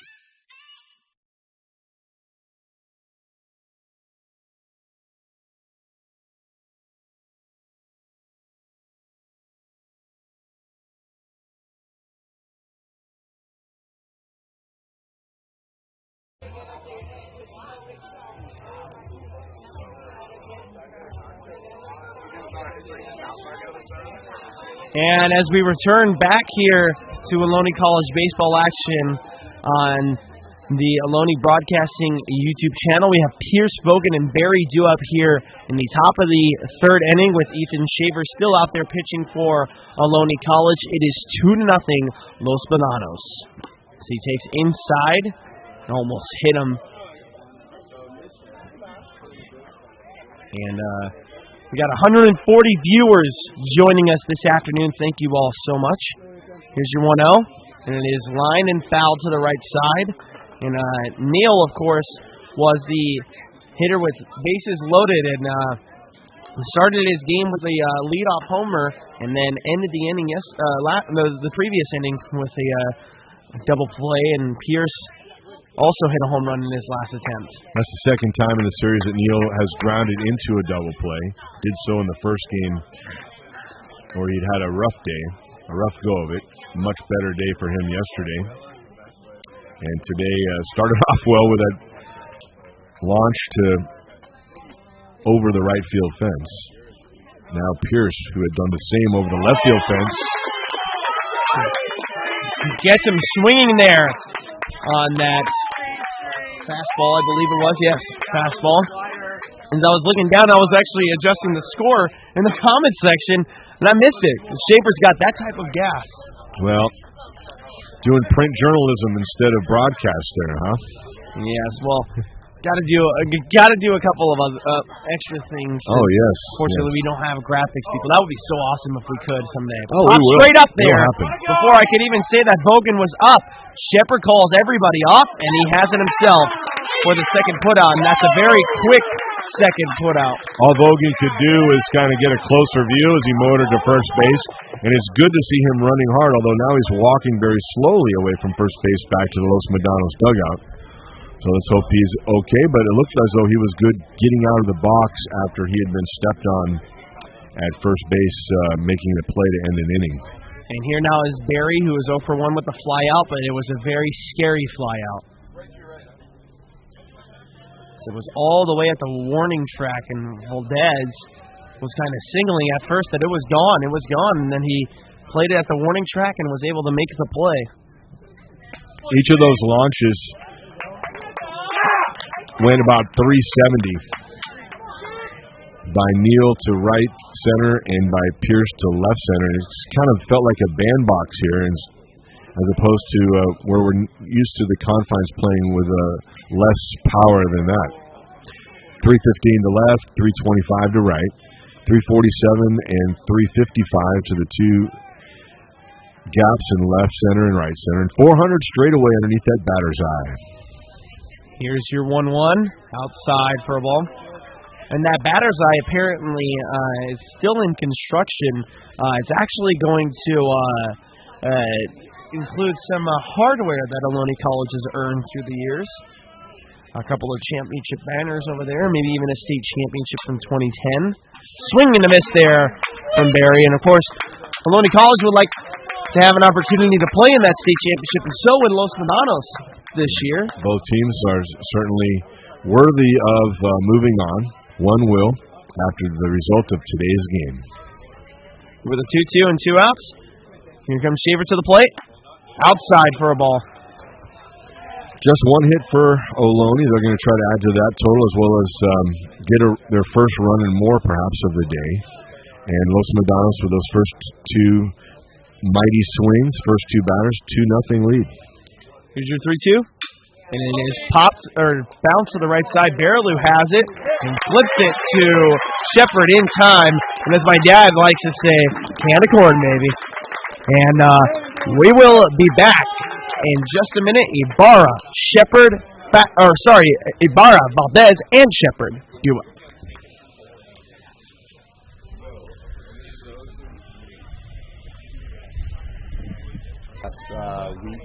We were very happy with the guys. They came out and made some nice adjustments at the plate. We figured out what we needed to do with their pitchers finally. And we made a couple plate adjustments, and we made a whole different approach. Next game, again, they just, hats off to Marin. They pitched well all weekend. Luckily, we got that walk-off home run by Stone to end it, and it's just at this point, it's kind of like what we always say: survive and advance, survive and advance. And so, survive and advance. We gon' fly, fly, fly to the moon. Live a life, life, life, life.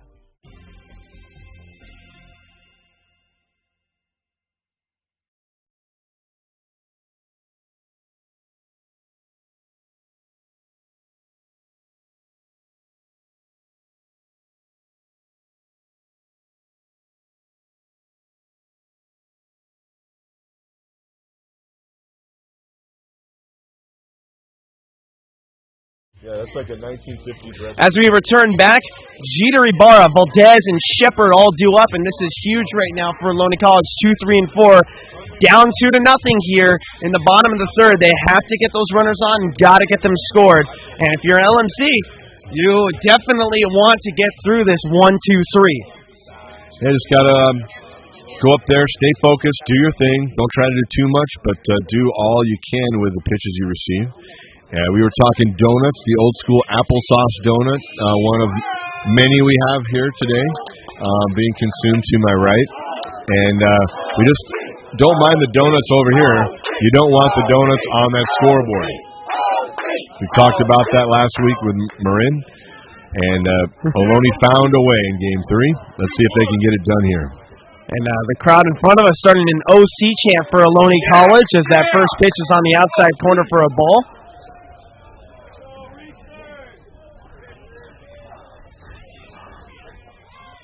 Now with the 1-0, Ibarra fouls this one off, and it's out of play, makes it 1-1. He grounded out in his last attempt. And Ohlone College only with 1 hit and no runs scored. It's hard to expect a guy to keep hitting over 400, but he's just trying to get this ball in play, this one at bat, get a hit. And that one's in play, but foul off to the left side again. It actually lands, I think, on top of the coach's locker room. Yeah, so, man, if somebody played it up there, it'd be like a Bugs Bunny cartoon from back in the day. But it's just kind of hovering and luring the infielders from that side. Hardiman, the closest at third base to try to get that, but it did sail out of play. And here's your 1-2 now from Reese. Kicks and deals. Outside, strike 3 called. That's not a pitch that he's been given today. And I think Sato was so surprised that he got the call that he threw the ball away into left field. So a tough break there for the leadoff batter for Ohlone. Let's see if we talked about the L's and J's where the lower part of the strike zone seems to jut out over the opposite batter's box, and right there, not a strike, but called so by Poteet. Valdez swings and misses there. He was sitting fastball, got a changeup instead. He was well out in front of that, and it's 0-1. And again, we want to reinforce that Poteet, as well as all the umpires, have had generally a very, very good series. This is on the ground to the left side and deeply hit, but fouled. And people make mistakes, and those are part of the game. And it's not necessarily where the ball is, it's what the umpire saw in his best attempt to rule on that effort. So, yes, forgiveness, but it'll only go so far, and maybe that's another lesson not to get to the 0-2 count, which we have now. And the 0-2 bounces to the plate and makes it 1-2, and Valdez, who walked in his last attempt, would like to get on base once again here and give Shepard an opportunity with the runner on. Made it to third, and Shepard made it to first. And stayed only at first when Facto tried the bunt. If that Facto bunt had just been a little bit more up the line, he's going to be in at first base. And I think the crowd was excited a little bit that a runner had crossed the plate, but that run did not count. 2-2, fouled off. He barely got a piece of it. Uh-oh. I think that got the left forearm of Poteet. He seems to be able to, he's shaking it pretty well. For some reason, Los Medano is asking if he's okay, but the ice is over on the other side, really. It's over on the third base side where if he needed some help. Here's your 2-2. Swing and a miss. And here now is Shepard as Valdez and Ibarra have struck out. And Stoney, Ibarra, and Valdez all striking out in unison. That's a very rare sight. Well, again, it's going to get a little harder as you go through this. Every game's given Ohlone its best performance, and that's what Ohlone gets out of it. No matter who they're playing, they're going to throw their best at them. But here, it's just going to get a little harder. And Shepard fouls this one off to the right side, or is it? Yes, it is. But it had the home run distance. Yeah, that's quite a distance for a right-handed batter to hit that down the right field line. And the wind might hold that up if a righty batter puts it in the air towards right field. And with the 0-1, target is set inside. Here it comes. Inside, strike called. Getting credit for the taping and painting jobs. The catcher taping and the pitcher painting. And now, with the 0-2, Shepard. He's got to protect here. Anything close. 0-2. Bounce to the left side. Shepard has some good speed. Coming in as the third baseman. The throw is good. And no! The first baseman was off the bag. Shepard is safe over there. I don't think he was off. I think he really thought he was safe. I think he thought that his foot landed ahead of the ball being received in the back of the glove by Vogan.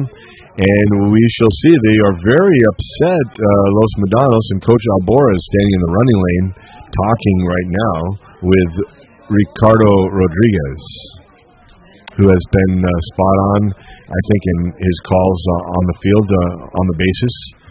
And seeing that on the replay really was a lot more bang-bang than I thought it was from the naked eye. Yeah. And so Albora wants to ask of the home plate umpire, but since Rodriguez did not deem him off the bag, I don't think that's what he was saying. I think he just really thought that Shepard beat it out. And Hardiman, to his credit, a wonderful effort of coming in for that, as Shepard reached out to bounce an outside pitch to the left side. He rolled over it, but was able to take enough off the velocity to make it a super hard play for Hardiman. They almost got away with it, Hardiman and Vogan, but Shepard's on it first with 2 outs. And an infield single for Shepard. In fact, is in now, who is 0 for 1 with a bunt. Hardiman right now back behind the third base bag, doesn't expect them to try that again. With a left-handed pitcher on the hill, he'll fall off either toward his catcher directly or off towards the third base side. And that'll help him cover those bunts like the one Facto left last time. A 1, and it is lined high and deep to left, but fouled. And Facto is really on top of Reese right now. You can really see the 13 stripes and the whole canton on the American flag blowing briskly to the left of that scoreboard, blowing out to left field. And Clay awaiting his 0-2. The target is set inside. Here it comes. It is lined to the left center field. That's going to be a base hit.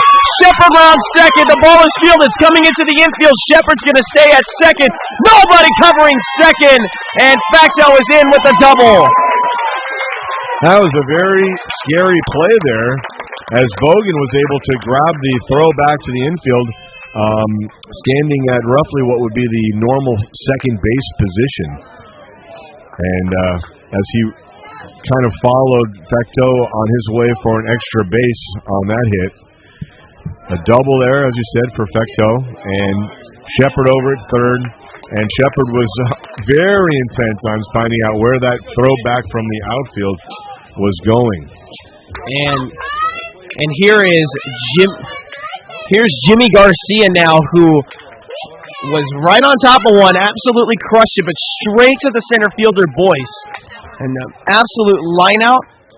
And he's got an opportunity here with 2 runners on, and the first pitch is well outside for a ball. And Garcia,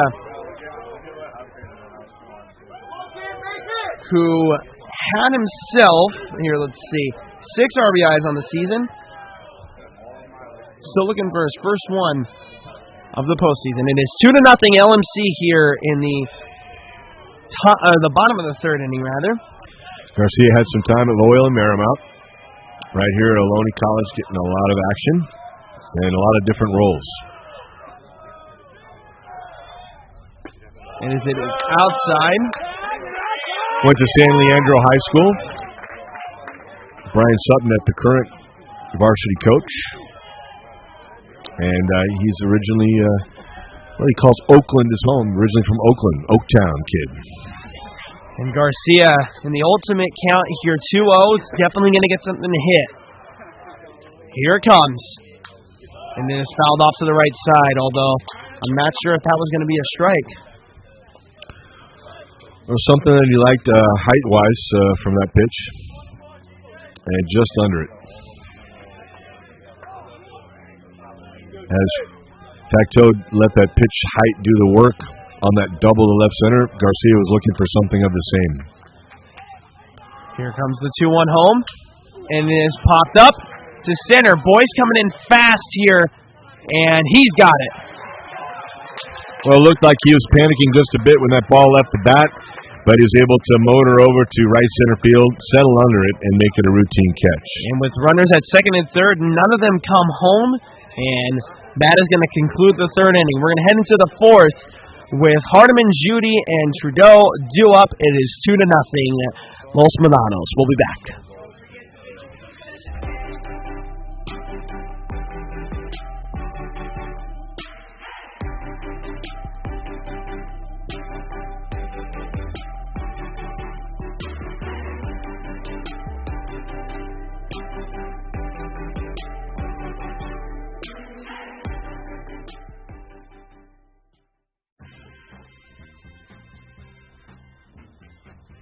When we adopt a shelter pet, we discover they're a unique mix of all kinds of things. Come on, Jules, spot on this last one. There it is.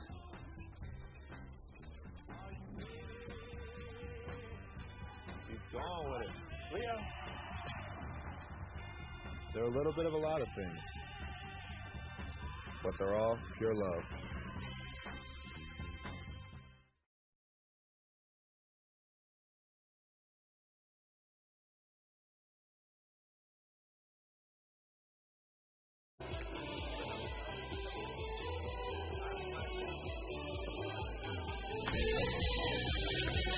Hello, everybody, and welcome back. And so we got a question here from Joshua. Stone and Ibarra have signed. Anyone else going anywhere next year? I actually don't have that information readily available in my mind. I know there are plenty of other guys who are going other places, but I couldn't tell you off the top of my head. I do know that, like I said, I do know there's a few guys like Sean Fichetti, I believe, is going to Oakland, but I can't remember off the top of my head. That information would be available on the Ohlone baseball Instagram page, as well as their Facebook and Twitter. The first pitch there to Hardiman is going to be low and inside for a ball, and still pitching out there is Ethan Shaver. Maybe we'll see a table with various hats, and the guys can pick the hat where they're going to go. Yeah, probably. That'll be more fun than hearing it from us, right? Yeah, for sure. I was going to pick that Bass Pro Shops hat that someone was wearing yesterday. That'd be my big surprise to everyone. The 2-0. It is line to right. Valdez running after it. Diving play! And he has it. Valdez had a beat. Kept that left arm and elbow just a little bit astray as he hit that turf and kept that ball nestled in the leather. And Valdez robs Hardiman of a hit. And standing in now is going to be the right fielder, Judy. A lot of awards for the Mustangs in their conference, and here's an honorable mention outfielder. And there are so many talented outfielders here in the Bay Area. To be in that group is an honor. That breaking pitch is in there for a strike on Judy and Trudeau in the on-deck circle. Here comes the 0-1 from Shaver. It is lined high and deep to left center field. Back at the wall. This one is gone again. His third home run in the postseason. He had 2 against Modesto. And here his first round tripper against the Renegades. Makes it 3-0 once he touches that plate.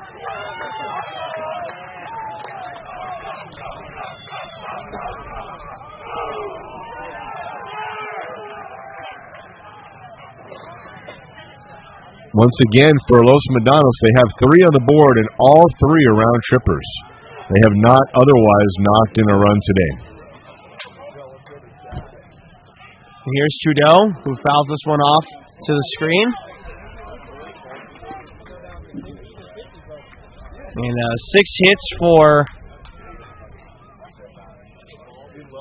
the Mustangs. 1 error committed and 3 runs scored, and 3 of those hits were home runs. On the ground to the left side, Ibarra has it, throws it to first in time for the out. And you were saying, for the Ohlone offense, they've had 3 rallies, but all 3 of them have started with 2 outs. Unfortunately, if those rallies come with 1 out or no outs, it could be 3-2 right now instead of 3-0, and that has that plays a huge role, of course, when you're trying to work your way back into games. And that's one thing that Ohlone College has got to work on from here on out is get runners on earlier than with 1 out or with 2 outs. Got to make sure that you have a runner in scoring position ready to score with sacrifice. As small ball is going to win you a game when you're having trouble putting the ball over the wall, which we've seen Ohlone College has had some struggles with that in this series. It's only hit 2 home runs, and both of them coming in game 1. Critical times. Certainly no more critical than the home run that was hit to end that Marin series by Valdez. Exactly. No, by Stone. By Stone, yeah. I'm sorry. Valdez had one in that game as well. Yes, but in this series, as you said, they have not left the yard much. The 2-1 on the ground to the right side. Baraloo has it, throws it to first in time for the 3rd out. And so that is going to conclude things here in the top of the 4th inning. We're going to go to the bottom of the 4th. The score is now 3-0, Los Medano College. We'll be back in 1 minute.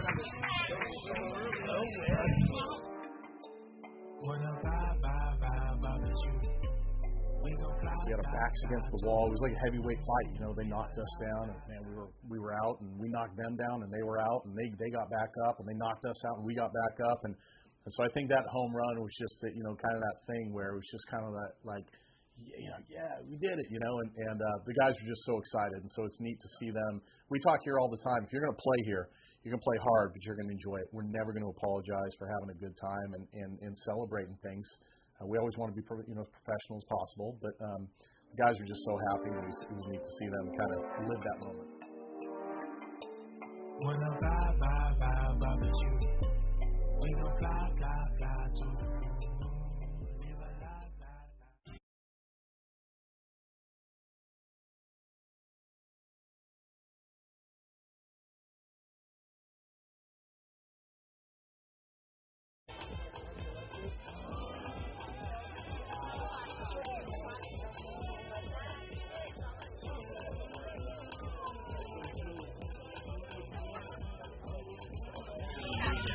Yesterday, Feather River came back to close out their series with Skyline. The Trojans going home after a loss in extra innings, the 10th inning, when Feather River came back and won.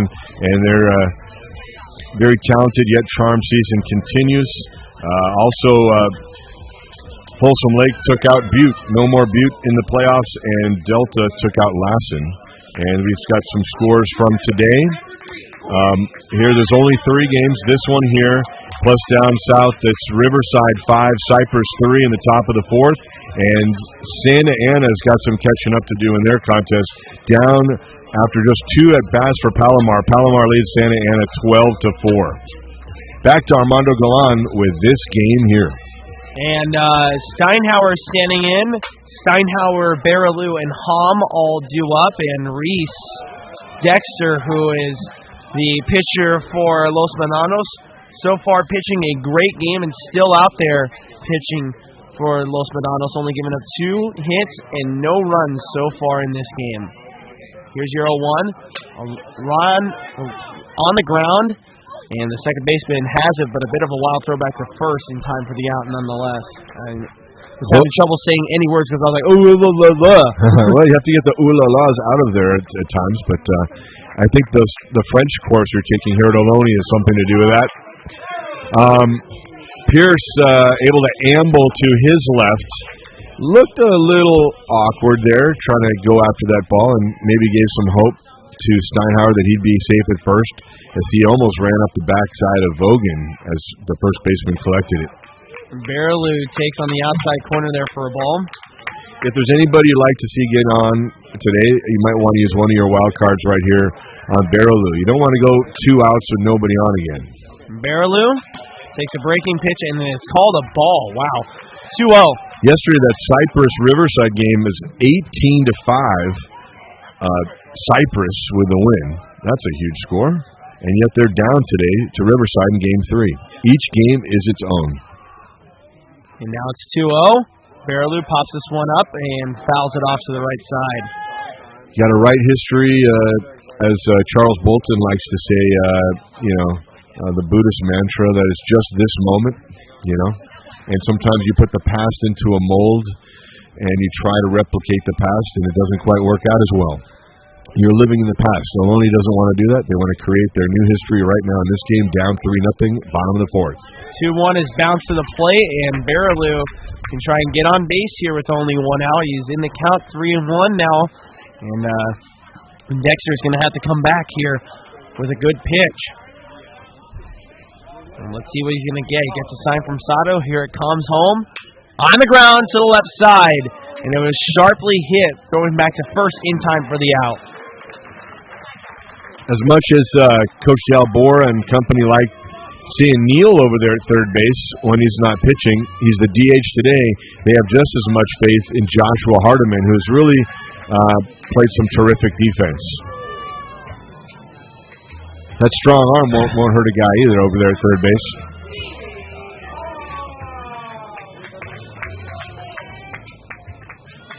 They get Hom on here, and then you got some very talented hitters behind them, and albeit you don't want the 2-out rally, you'd rather have it than the non-existent 3-out rallies.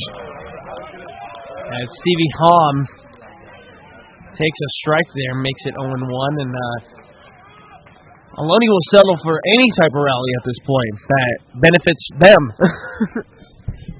They're down by 3 here in the bottom of the fourth inning with 2 outs. And he takes inside there, almost hits him. And I imagine he's probably like, no, not again. I'm not getting hit by another pitch. He'll do it if he needed to, just to get on base. And Reese getting a nice little jolt of that rosin bag up there. Thanks for some of your commentary on the work of our camera people.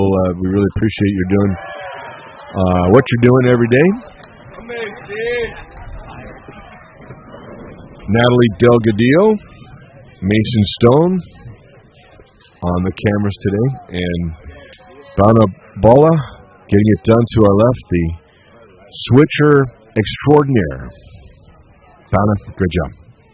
And now with a 1-2, target is set outside. Here it comes. It's on the ground and bounces. The shortstop Trudeau back to first in time for the out. A 4-3, a 5-3, and a 6-3. You have your complete 3-volume set there in the fourth. And we'll be back in exactly 1 minute. Ohlone College is down 3-0.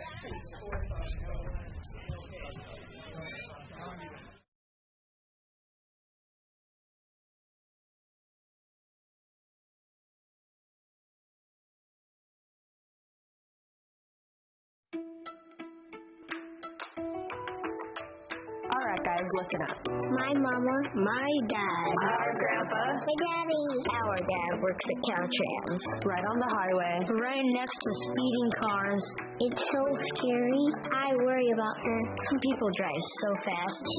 Bing, bing, bing. Please be careful. At least slow down. And pay attention. Be alert. Be work zone alert.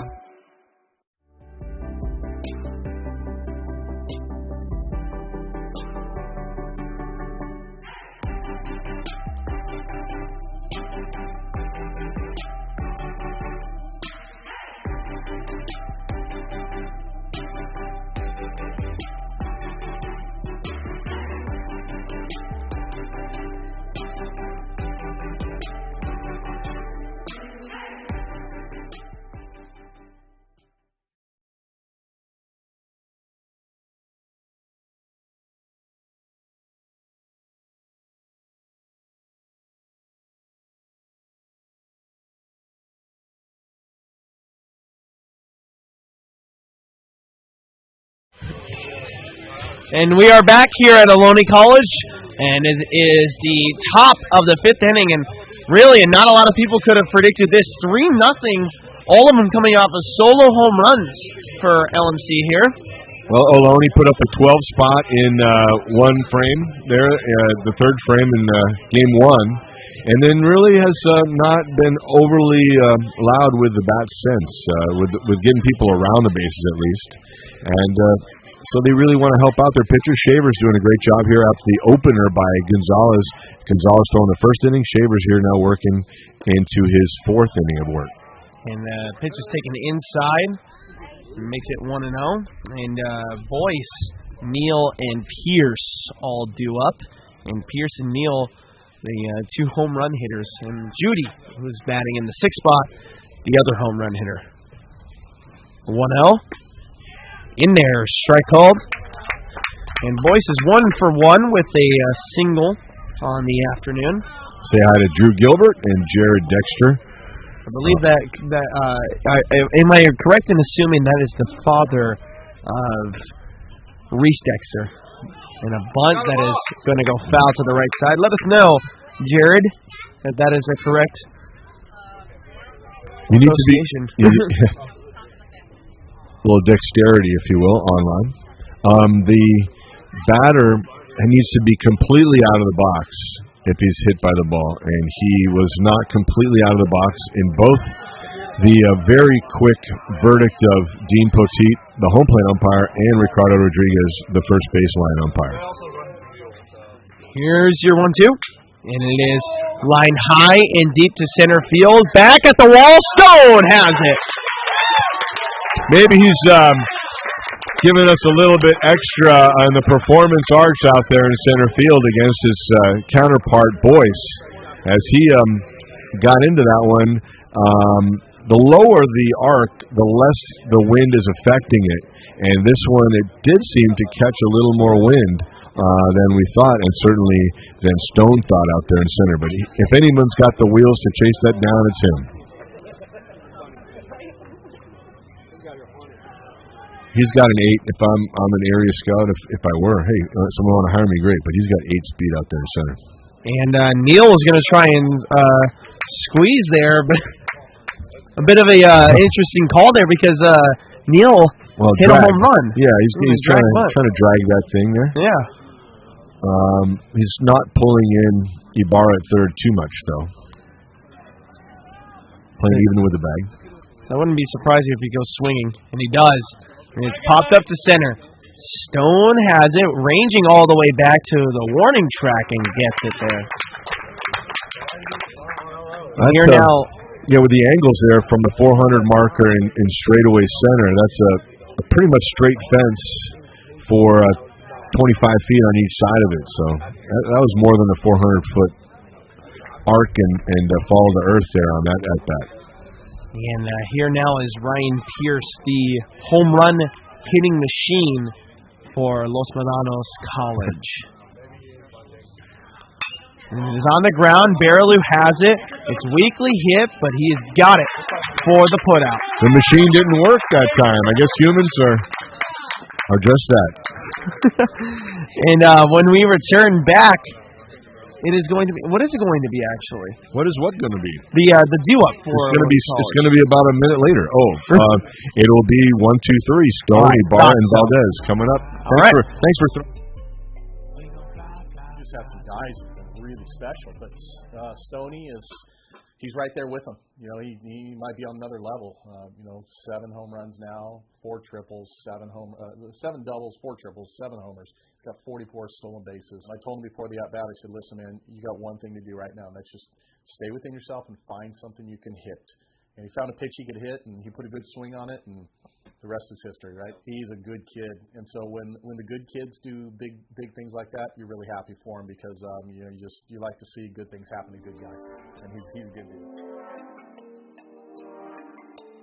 Wanna vibe with you. We gon' fly too.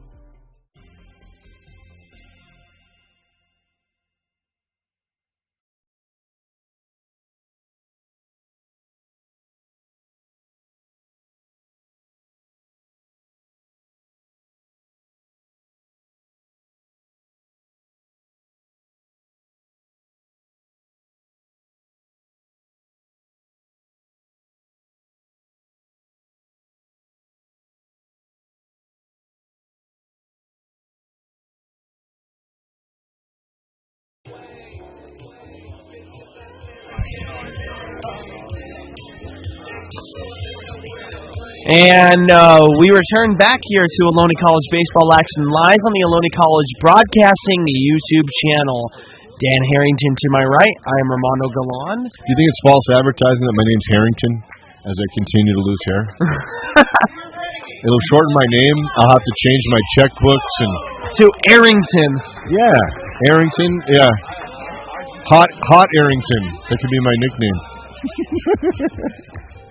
And that's in reference to the fresh breath spray that I gave him. Oh, thank you so much.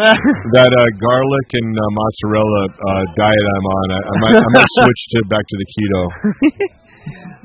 Here's Damian Stone, who's 0 for 2 on the afternoon, searching for his first hit, or even just his first chance to get on base as he takes for a strike on that breaking pitch, and Reese Dexter still out there for Los Medano College.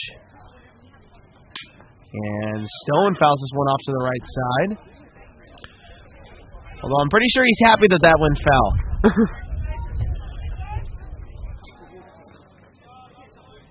Ohlone worked 3 walks on Dexter in the first 2 innings, 2 in the first inning, and those runners were stranded, obviously. And then 1 in the second ahead of the first hit of the game for Ohlone by Stevie Hahn. Here's 0-2. And in his line in the center, Boyce doesn't really have to move very much, and he's got it. That center field's a popular spot. It's almost like Times Square out there. A lot of balls falling in there, and both Stone for Ohlone and Boyce for Los Medanos getting a lot of glove work there.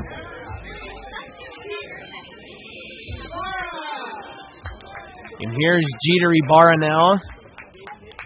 He was victimized on a rough strike 3 call. Maybe Dean Poteet, the umpire, will make it up to him here.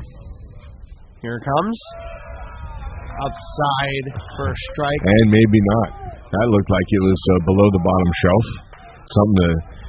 Something more like the kickboard there at the bottom by your floor. It was not really great elevation for a strike call. And target is set outside here, and Ibarra takes, and it's too high for a ball. Sato, a Gold Glove catcher, in a year that he thought he wouldn't be playing as a redshirt over at Los Medanos, and pretty smart there in where he's placing that glove. Why throw it right down the middle or in that strike zone if the umpire's giving you the edges? Jeter fouls this one off to the left side, and it goes into the trail. So heads up, Gophers. Go for it, Gophers. Tubular. They're running inside their tunnels and kennels over there. I wonder what the nutritional value of a baseball is. 1-2, and it is fouled off to the right side. JD tried to make a play over there with the backhand and runs into the fence. JD testing the limits, playing some arena coaching over there. Bounding off the chain link with his right spikes extended. Who knows? Maybe he's trying to fire up his guys. Ibarra swings at an inside pitch and fouls it off to the left side. Heads up, Gophers. Another baseball's coming your way. Yeah, they're collecting over there for the winner. Yeah. A long way away from now, of course. Oh, they already start. The moment they come back out, they already start preparing for winter. Here's your 1-2 again. Outside, and hopefully an umpire says no. Well, we were thinking, maybe just, figuratively that maybe Dean Poteet would try to help out the batter after taking that last at-bat away, and right there looked like the same exact pitch. This time called a ball. And a 2-2 now. And Ibarra with a high drive to center. It is back at the wall, and it bounces off the bottom of the wall. Ibarra is going to head into second as the throw back to the cutoff man is wild. Extra base hit for Ohlone College. Boyce is trying to get it back into one of his gray-clad teammates on the infield as quickly as possible to keep Ibarra at second base. There was no real chance of getting him out there, but if Ibarra had blindly kept moving to third, then an infielder could have done something with it as Hardiman had kept his position at the third base bag. And here's Mike Anthony, who's searching for his first hit of the afternoon. 0 for 1 with a strikeout and a walk to his name. And finally a base runner without 2 outs. Outside, called a strike there on the breaking pitch. I like how you described that where that pitch is in the strike zone. Yeah, you got to paint a picture for the viewer. Yeah, inside part of the zone, outside part of the zone. Yeah, exactly. And I got into that habit because, I had, for the longest time for our broadcast, I had to be the eyes, ears, and really also the taste buds for the viewers. Yeah. You're basically doing radio with a screen that you could see the strikes and balls and the outs of the inning. Exactly. And I always told myself, I want my viewers to be able to close their eyes and envision what I see, exactly what I'm seeing. So Gary Kauf and Arnie Lolang and Donna Bola and Mason Stone making it happen for you. 1-1 on the ground. Valdez has a diving play on it at short, and he makes a diving play himself at first and gets on base. And here comes Jaden Shepard now. Call that an infield single. That definitely is, and Ibarra smartly did not have to move. He's not forced to go to third base there, and that would have given, if he had, a much easier chance to get it out. I think that Mike Anthony Valdez really must have loved the slip and slide down in South Florida back in the day, because he is diving all over the place in right field, around the bases. He always dives at the first base every time, too. It's hard to get your uniform dirty on an AstroTurf field, and here he is. Ohlone College with 4 hits and no runs. And this is the most runners they've had on with no out, or with less than 2 outs. There is 1 out on that long fly ball by Stone, but here we have Ibarra at second and Valdez at first for Shepard. And Shepard would love to try and at least score one of these guys here. Here comes the 0-1. Fouled off. And that was a breaking pitch that caught too much of the zone there. Baseball Eyeballs wants to know if it's too early for rally caps for Ohlone. The answer is no. Never too early. And that makes me want to start like a restaurant with something called the rally cap. That would be good. The logo will be an inside-out baseball cap. Perhaps a digestif. 0-2 to Jaden Shepard with Clay Facto on deck. Here it comes, and it is bounced to the left side, and it goes foul. Hardiman was wishing upon wish that he could get that and collect that before Ibarra got to the third base bag for a force out. You get good wheels on the bases here. Guys that can motor. Nothing like Stone. Not out there right now, but Ibarra and Valdez both looking to advance 2 bases at least on a hit by Shepard here. He's in the hole 0-2 though. And here comes the 0-2 delivery well outside, and Sato had to jump up to a standing position in order to keep that from being a wild pitch. It would have been huge tying run at the plate in Shepard there. Yeah, it would have been huge to move out both runners possibly on a wild pitch to negate a...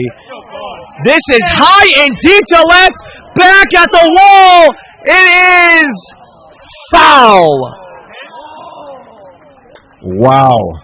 And Shepard almost just tied the game. He's got a big smile on his face as he walks back to the batter's box. And I hope that Dean Poteet saw that correctly, but no one seems to be too ruffled to our right, which would the folks in the first base side of the stands would have gotten a great look at that one, fair foul. And now Jaden has this crowd getting behind him here on this 1-2 count. Here it comes. This one is high and deep to left, and this game is tied! Bye, baby! Jaden Shepard has just tied the game with a 3-run homer! Unbelievable! Jaden Shepard wearing that tall number 11. He had one that he thought might be fair. The home plate umpire said, sorry, son, it's not. And right here, wow, that third run was loud as he slams his right foot on the plate and brings home Ibarra and Valdez in front of him. And the one trial run, the rehearsal, and now no doubters. Nick Berry just turned, watched, and maybe got a sore neck from that one as it landed about 375 feet from home plate. And this game is officially a brand new ball game. Unbelievable.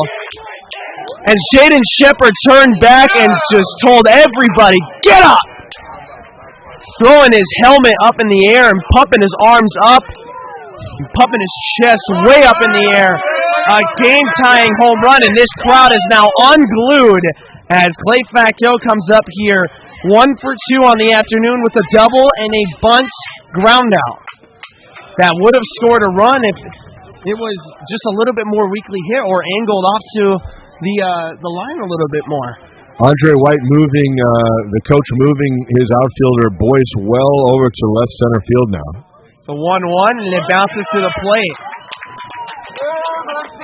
Emmett's been waiting to play the newest version of Pump It Up for all of you, not the Elvis Costello Pump It Up that I really like at the ballpark. But if you're an Ohlone fan, you like to hear that version of that title played.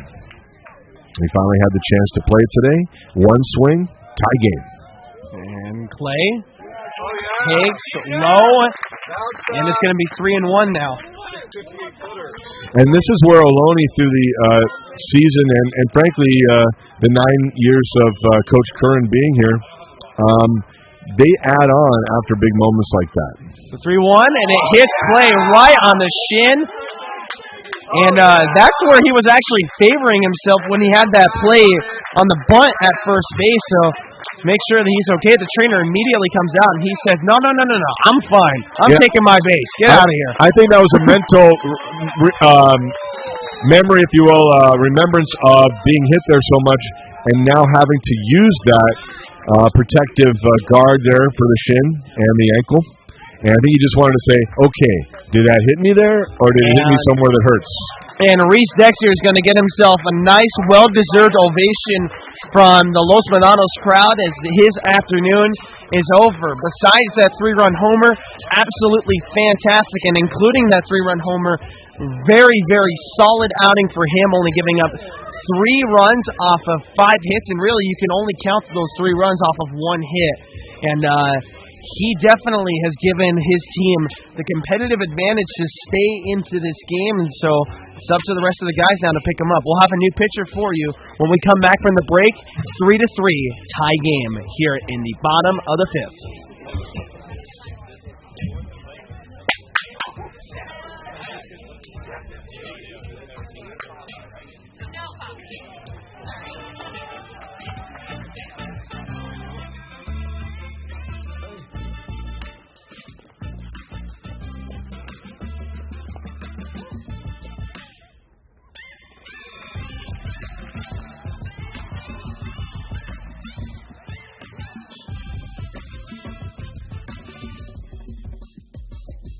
If you have the talent and dedication to succeed in school and in sports, we'll provide the opportunity.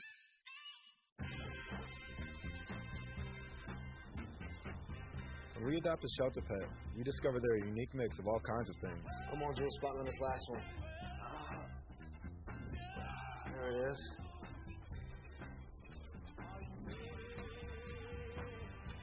Keep going with it. Leo. They're a little bit of a lot of things, but they're all pure love.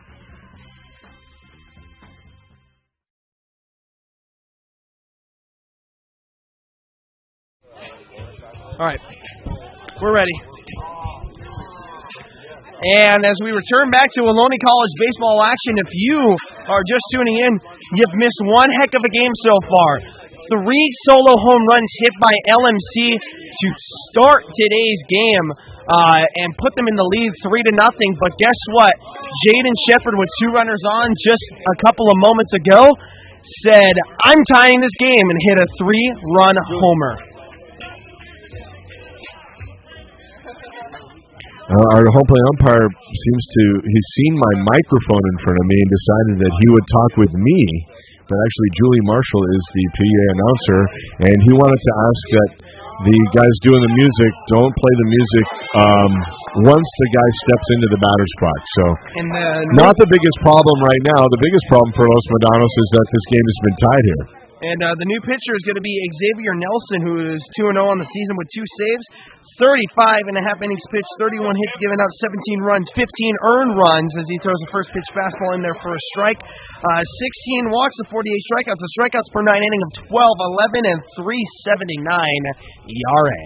What Los Medanos had in mind was when it looked as though the gas tank was running empty for the starter Dexter, Nelson would come in. Unfortunately for them, what was left of the gas was set ablaze by that long bomb by Shepard that looked like it was on its way to Pleasanton on the other side of the mountain range there. It seems that JD is going to be conferenced here with Coach Curran. They're having an offensive conference, but they forgot Clay Facto over there at first base.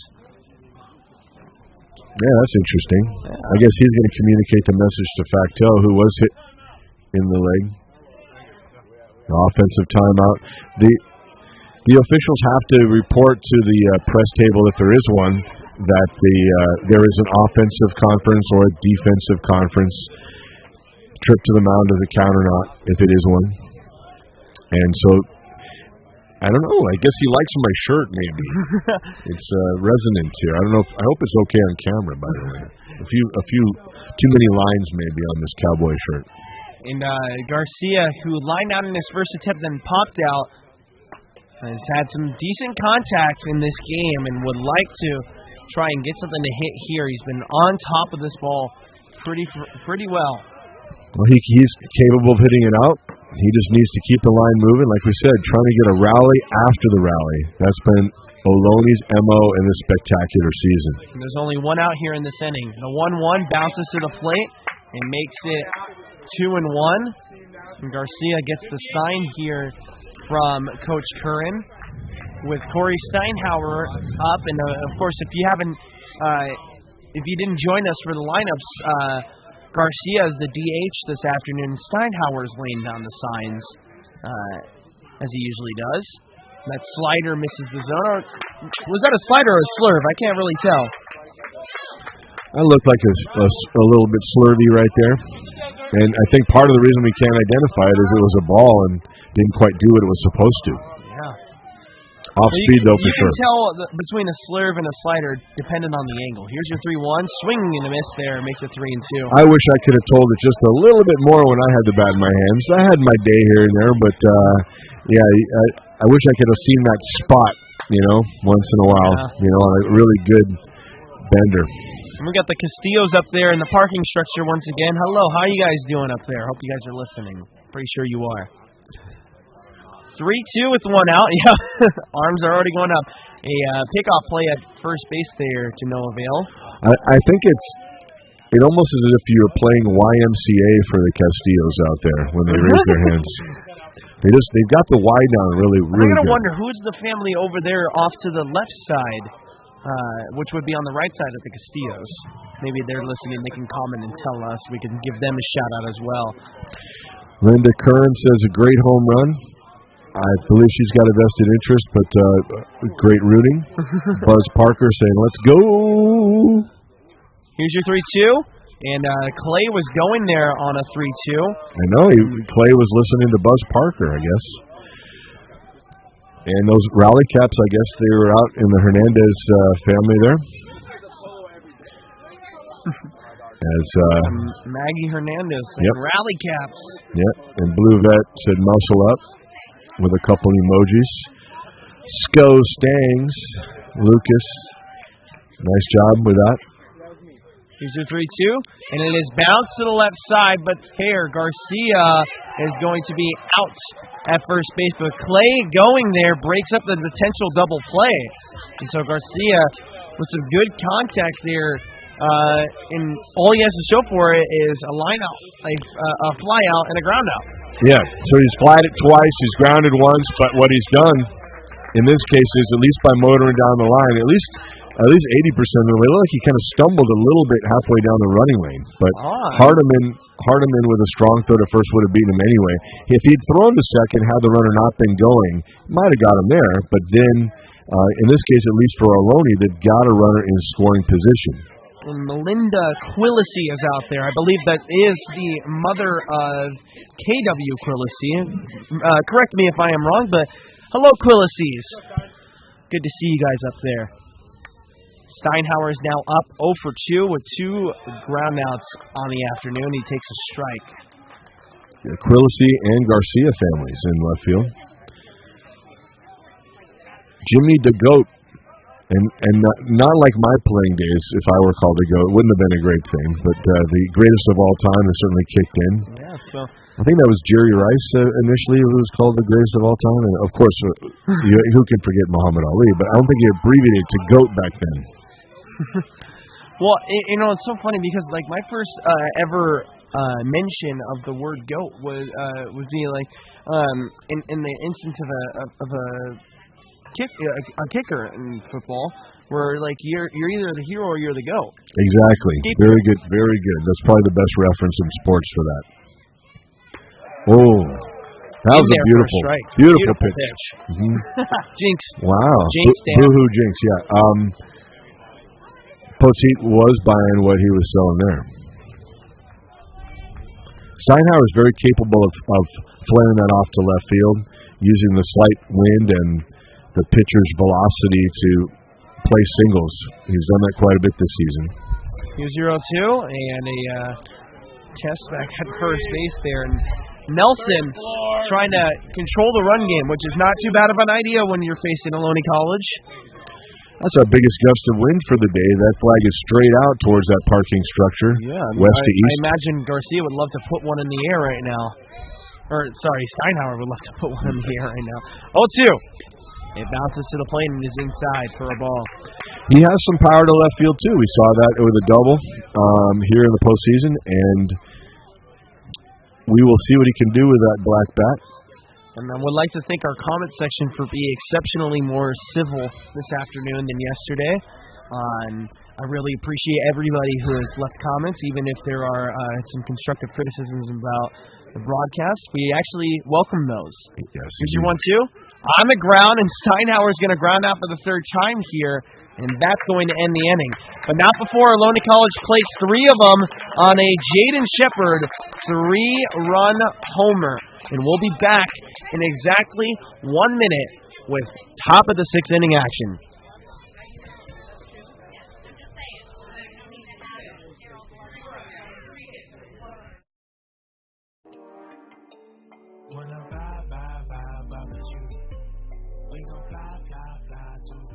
Yeah, I think for us, bullpen is very simple. You want guys that can pound the zone and throw strikes. You've got to have guys who, have a little bit of physical, mental toughness, who aren't too afraid of the situation, and who trust their stuff. And so Medano was just fantastic over the weekend. He pitched in all 3 games.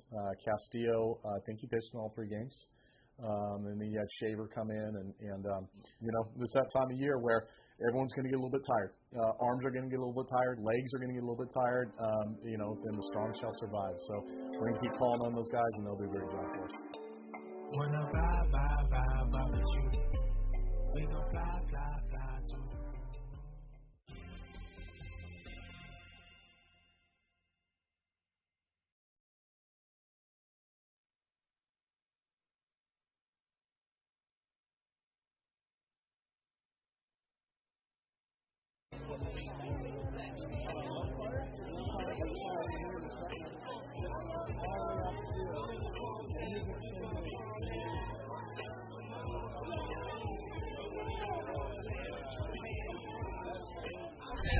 And we return back here to Ohlone College. The away half here of the 6th inning, top of the 6th inning. I can't believe I say away half and still say bottom of the 6th inning. It is the top of the 6th inning. It's 3-3. And once again, I did comment in the comment section, but how's everybody doing in the chat? Is there anything that needs to be addressed? Anybody that has any questions about statistics or anything like that? Let us know. We'll do our best to answer those as the game progresses. Bogan, Barry, and Hardiman are all due up here for Los Medanos College. So let's see how the Mustangs can answer with this 3-3 tie now. Fully in control defensively on the hill, so it appeared. And then 3 hits in a row, a double, a single, and a home run. Shepard with a big blow, and we're all tied up. Shaver with his OO. Inside, almost hit him. Good thing he doesn't have, larger knees there. He's able to jet those knees back and get out of the way of that pitch. Here's your 1-0.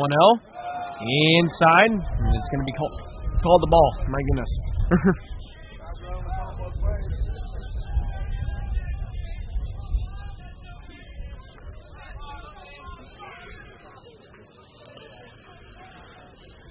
And with the 2-0 count, here comes home. Swing and a miss there. Makes it 2-1. Shaver's really come in handy here. Kind of secretive. We don't have a great view of that bullpen, speaking subjectively, but for everyone here, including perhaps the staff of Los Medanos, they probably thought Gonzalez was going to go at least 5 if he went well. And this is lined in the left for a base hit, and Vogan wanted to round first and go to second. Turned out to be a bad idea. I think he might have been safe if he did it. And nonetheless, it's still a leadoff single. And that's not exactly something that Ohlone wants after tying this game. They want to probably get out of this inning quickly. Well, Nick Berry may want to try to answer the blow from Shepard. Left-handed hitting Berry. Hit one about as far as you can and keep it in the yard in the first inning. Also grounded out to second base in the third. Now here in the 6th with nobody out and 1 on in a 3-3 game. And Shaver gets the sign from Steinhauer. Not very much of a lead there at first base for Vogan. Here it comes home. Outside for a ball.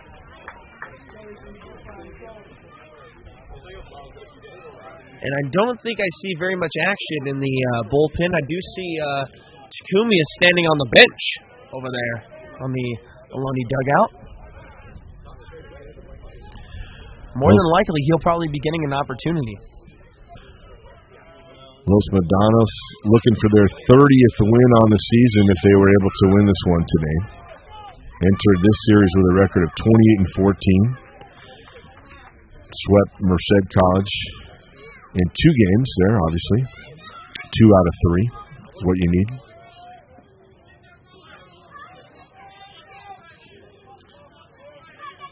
And with the 1-1, the target is set outside. Steinhauer wants it to dip. And it doesn't, at least not enough. Ohlone right now at 41-4.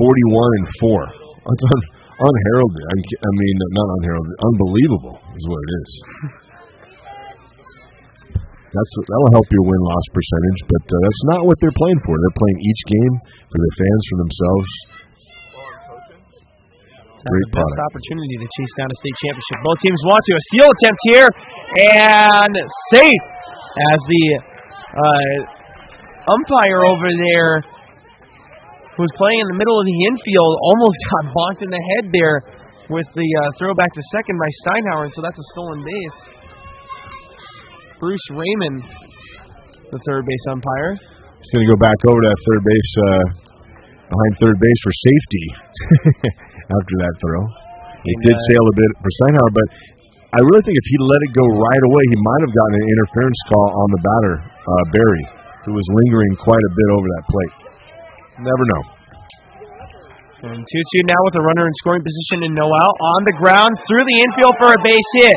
This could score a run. The runner is held up, and he is not going to score. So credit Berry with a single there, but no run scored. Got out there too quick, perhaps. Stone with a good read, running in hard with his speed. I think that's the difference on that play. Coach D'Alboro at third base held his runner. Also here early in the inning, not wanting to take the chance of giving Ohlone out and giving up 180 feet on the base pass with that lead runner being snuffed out. Instead, the runners are at third and first with nobody out. And here now is Hardiman, who does have home run in his swing. Hardiman hits better as the game goes on as well. For some reason, at least from what I've noted, this is the time of game where Hardiman has come up big for the Mustangs. So Shaver really needs to train his eyes on the spot he wants and let it get there. He's got to try and get it out here. Is that breaking pitch misses the zone somehow, and it's 2-0 now. He's a right-handed pitcher throwing it a little bit from the third base side of things, and that ended up in the glove of Steinhauer at the back point of the opposite side of the plate. I don't see how that didn't cross into the strike zone. Hardiman gets the benefit. And that 1-0 is outside again. They're respecting Hardiman's power. They're respecting the conditions here for the wind. Moving towards left and left center. And it looks like this might be the last batter here for Shaver, as there is somebody who is at the fence right now in the Ohlone bullpen. We have the Gonzalez parasol in front of your view. And that's okay. And one of the coaches running in. A pickoff play almost got him there. Shepard says hello with the glove to the ribs of Barry. Got a right-handed first baseman. Sometimes that can be the difference on which hand that glove is on, getting it down in front of that bag and on some fingers. That 2-0 is outside for a ball, and now Shaver in danger of walking the bases loaded here. It looks like it's Nate Rosser over there who is in the bullpen, but it definitely is not him that's warming up if he's not warm at the very least. Again, the throw to first base, as watching diligently is Vogan at third to see if the ball sneaks away from Shepard, the first baseman. Wouldn't mind seeing a twirl to the left for Shepard down to the bag. He's got the dexterity and athleticism. And this ball is fouled off to the left side. And Shaver definitely has to work for the strikeout here if he doesn't want to give up any runs. So it looks like those are the youngest guys I've ever seen going for a foul ball here, by the way. It could be Ethan Foley who's over there warming up. We're sending toddlers after the foul balls. There have been so many hits today. 3-1. And it is popped straight up. And it's to shallow right. Valdez coming in running. And he's got it. This doesn't look like it's deep enough to score a run. And it is not. So an unproductive out for Los Medanos. Textbook, an invitation to show off the arm of Valdez, the right fielder. And that was really close to the infield. Once he let that thing go, it was like a deep second base for the shift. In this case, a Hardiman fly ball does not get all of it. The right-handed batter unable to move Vogan in from third or move Barry along the base pass from first. And here now is Judy, who's 2 for 2 with a solo home run. And walking into the bullpen is now Medano. As here comes a steal attempt. The throw is good! And he got him! What a play! As Barry is thrown out, trying to steal second, and a huge second out by this Ohlone College defense. Hall made sure that there'd be a closed door to Barry at second base, as Barry tried going around second base and reaching in, and Hall had already applied the tag to him, slammed the door, if you will, at second base to the would-be base stealer. And stealing is bad in life. It is good in baseball, but here Barry is still, caught stealing. Swing and a miss there from Judy, and he's down 0-2 now.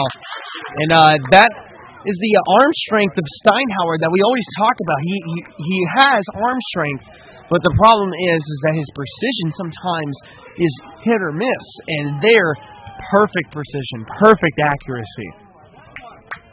And let's see what Shaver can do here with the 0-2. Here it comes home, and it's too high. Steinhauer does a great job there keeping it in front of him and actually getting it into his glove. That's the best throw he's had this series, and it's the second caught stealing of a would-be base stealer. And with the 1-2, here it comes home.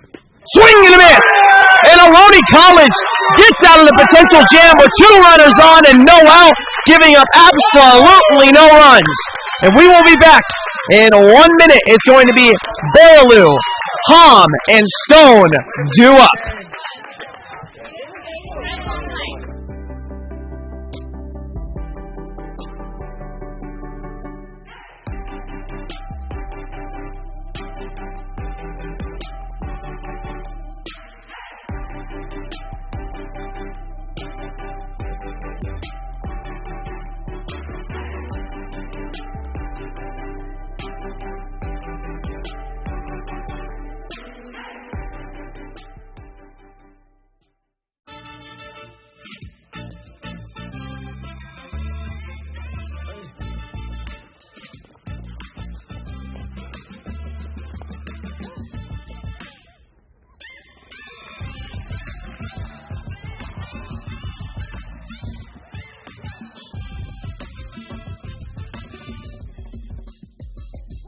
If you have the talent and dedication to succeed in school and in sports, we'll provide the opportunity.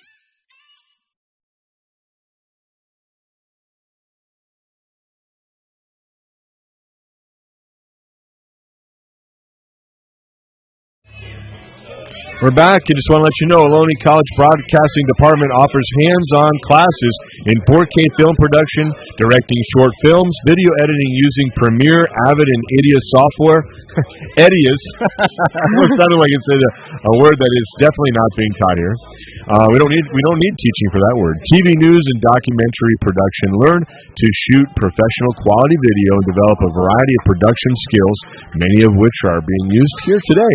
We are the Bay Area's TV and video lab, Ohlone College. Check them out at ohlonetv.com. Back to Armando Galan. And I just had to run over to the bullpen for a minute to see who was warming up. It was actually Cade Castillo who was warming up, but he has since sat down. Well, he saw you coming there and thought you were taking over warming up for him. Probably. No. Ohlone College would lose if I came up onto the mound. I guarantee you that. If you're on the list, albeit you'll be down the line a little bit. Might not need you today, Armando. Very, very low. Maybe on the lowest of the depth chart. Okay, yeah, probably. Okay, you're right. You're definitely right. in the lowest. You're kind of like, the muck dog of it all. Indeed. I don't want to say catfish because that would be something else you don't want to do online.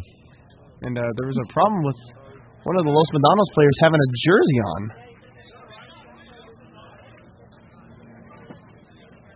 And that's a bit odd. I've never seen that before. No, that's true. You're not supposed to be in the stands with a uniform on because the uniform players are supposed to stay in the dugout or bullpen or at their position on the field. And so one of the Los Medanos players had forgotten his time of the assignment chart by Coach Delbor to do the video for his pitcher and was unable to do it with a uniform on. And Baraloo takes outside, and it's called a strike. He evens it up there. Baraloo shook his head a little bit, didn't like it, but able to get that one in there was Nelson. And Baraloo with the 2-2. Line high and deep to right at the wall, but in the park, and caught for the out. That was a slip sliding away type catch out there. Looked like his feet were going out from under him in right field for Parker Judy. So, and that's just one of those that was just, it was hit too much on the line. It wasn't enough arc. You know, you have those hits where it's hit too high, and then there's hits where it's not hit high enough. So when you're in center field, it's the hardest place when it's straight away to read the ball over your head. To left and right, it's a little bit easier to get that angle on the ball, although not easy. And on this one, it's kind of shearing as the wind comes and hits that line drive, hit to the right side by the left-hander. As Stevie takes inside, and I really was putting away my binoculars, but he kind of stepped away from it like he was going to get hit by it, and it was called a strike. He takes it inside, and that one bounces back and hits the home plate umpire. Hopefully he's okay. Dean Poteet gave a little message to Yuto Sato. He said, "Hey, I heard you want a gold glove in your conference. You better use it here. Protect me." But, Sato did not use the body. He kind of got the body out of the way and hoped that his glove would do the job, and it didn't. 1-1. And it's flying high and deep to left, but over the left fielder's head again. And it is such a hard play to make over there. Stevie with the diving play at second, and he is going to be safe with a double. And again, I will say, it is extremely, extremely hard to play in left field here at Ohlone College because you're looking directly into the sun. And it rears its ugly head again where it's just so difficult to get a beat on anything because you have to fight the sun. Well, that's one of the costs of living here in this solar system, Armando. Exactly. But the sun there in our spot on Earth, some of those clouds have finally made it over just a little bit here over Fremont. And I think that Barry had the sun suddenly on him when there may have been a cloud there a second or two before. And that's not the first nor the last time that a play like that has happened in left field, not even just in this series, but against multiple different opponents throughout the year. A lot of visiting teams have trouble playing in left. And one thing I will say again is if you want to play in left field, have very, very strong eyes and a very, very strong set of sunglasses. And get your sunglass sponsorship ready there. 1-0, outside for a ball. Stevie Hom in scoring position with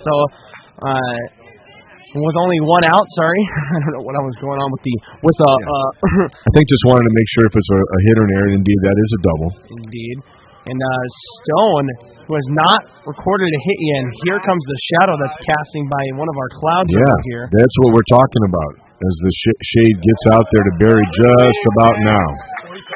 And Stone makes it 3-0, and on deck is the ever-dangerous Jeter Ibarra. Yeah, check the filters on the cameras, Mason Stone and Natalie Delgadillo, because we're getting some battle from it's going to be much darker right here now. The biggest cloud of the day has now come over after basically a cloudless sky for most of this game. And it's on the outside corner called for a strike. 200 viewers joining us this afternoon. Thank you all so much. We understand it's a Sunday afternoon, plenty of other attractions for you to be watching. We really appreciate that you're here at our little community college in Fremont, California. Bustling right now as the crowds are full. 3-1, and it bounces to the plate, and Stone is going to be on base for the first time this afternoon. The stands are full, and also online you have 200 folks, and you had one cloud visit, one large cloud that's just now starting to continue onward eastward. We'll probably see a large cloud shadow up there on the peaks to the east. Maybe Jeter Ibarra would like to put one out opposite field and follow the path of the system. All right, and here's Jeter Ibarra now with one out. He doubled to deep center in his previous attempt. And if the wind was blowing, it could have maybe pushed it out, but it would have needed a ton of wind because he arced it very, very low. A launch angle of not exactly high enough to reach over the wall. It was a very, very hard hit line drive. Yep. I can see how you'd say lined a lot here because they do hit a lot of line drives. 0-1, and it's fouled off to the right side. They sky a lot of balls too, but you get under too much on a day without breeze, and it's an easy can of corn, as they say. But here with this wind, it's been consistent in this series, last weekend as well. A lot of wind to left field, and has not necessarily kept some of those fly balls from going out to right center or right field too. And now with the 0-2, here comes home. And Ibarra fouls that one off just barely. I'm wondering how he even got a piece of it there. Yeah. Although that's coming from the guy that used to swing and miss at fastballs over the heart of the plate. Sometimes those are the hardest ones to hit. You'll be surprised. But they shouldn't be, but they can be if you're not ready for it. Joshua, I'm holding you accountable for your comment if anything bad happens. He was able to just graze that with the knob of the end of the bat, I should say. 0-2, target is set outside. Here it goes. And it is lined, but it is not going to go anywhere. It's in the park. And tagging up is going to be Stevie, and so is Stone. They both move up. And so it's a productive flyout. And Joshua was just barely almost correct there. As he called a 3-run homer. Yeah, well, just a little bit more oomph needed. He got that one off as I was trying to find the word end for end of the bat. What has two ends, by the way? Gary Koff told me this. Everything has its end. But a sausage has two. Hey, there you go. Yeah. Thank you, Gary. And of course, Gary Koff wouldn't know that. Gary Koff just knows this game is getting closer to the end, but we still have a ways to go. And he also likes eating a lot. Does he really? I did not realize he liked to eat that much. I mean, he likes food, maybe not consuming a lot, but maybe taste and proper preparation. But right here, like you said, this game cannot have an end at 3-3. Someone is going to go ahead. He is listening right now. He's writing down in the notes. Tell the announcers to not talk about me. There's a pitch on the outside corner. Makes it 2-0. Gary, if you're listening, shout out to you. Blue Vet 22 says, "Let's go, Mike Anthony." Tony Harrington said, "Almost LOL for that blast." And with the 2-0, here comes home. And it bounces to the plate. And Valdez is in a 3-0 count with Jaden Shepard, the man who hit the 3-run homer, is on deck. This kind of starting to feel like the quiet before the storm for Ohlone. And you wonder if they're going to, when they're going to get Gardancic ready. It's a little early for him yet, the closer for Los Medanos. Bottom of the 6th inning, 3-3 is the score. Valdez takes low, and it's called a strike. Okay. Still, why not look at that one? Not something he wanted to try to launch. He's trying to get some elevation on this one. Distance as well, more importantly. 3-1 with 2 outs. Here it comes home on the outside corner, called strike. That looked like a bag filler right there. I thought for sure he's going to walk to first base on that, but Dean Poteet says that is a strike. And Mike now has to protect yours. He's going to call time, and I would like to shout out some of the individuals who are sitting in left. If there's anybody listening over there in left field out in the home run zone, let us know. Wave your arms up. Say hello.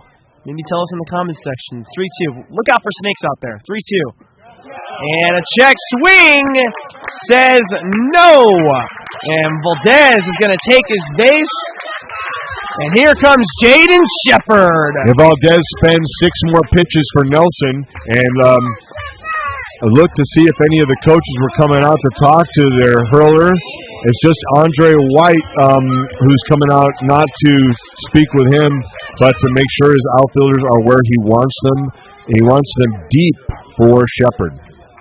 And Shepard, with a base hit here, can give Ohlone their first lead of the game. 2 for 2 on the afternoon with a 3-run homer and a walk. He takes a first pitch fastball that misses the zone, apparently. Now, Boyce went from 15 feet to the left of 400 to 15 feet to the right, and then Shepard more than likely knows that they're going to try to pitch him outside unless they cross the defense and try to get away with it. Let's see if Sato goes back out. No, he's coming in. Here comes the 1-0. Inside, makes it 2-0. I mean, you can't really play games with a strike count here. It's not as if Nelson is trying to throw that one inside to confuse the batter because it just costs you a pitch. 2-0, not much wiggle room now with a very dangerous batter. With the 2-0, target is set inside. Here it comes, and it's well outside for a ball, makes it 3-0. Doesn't matter where Coach White puts the outfielders if a strike is not thrown. This is a very tough situation for Nelson. You just got to trust yourself and kind of send this pitch off into fate because 3-0 with 2 out, bases loaded. Ohlone needs a run. They're tied at 3 apiece. And here it comes, 3-0. Inside, and he walked. No, it's a strike. Yep. We might have to pause just a little bit longer for our calls with Dean Poteet because he does take his time. And it really looked by his initial non-movement of the right arm that was ball 4. And that has been called all afternoon. Here comes your 3-1. It is bounced to the left side. It's going to be a tough play at third base. He is out. I think that the home plate umpire is having a little bit of a problem judging the crease as Sato seems to block him off on those pitch calls, and he's guessing just the ever so slightest as to where that pitch is going. Clearly a much more advanced umpire than I've had the chance to be, but I really think that it might have been ball 4 and a run scoring. Instead, that's the end of the inning. And we'll be back in 1 minute with more action. Tie game, top of the 7th inning coming up.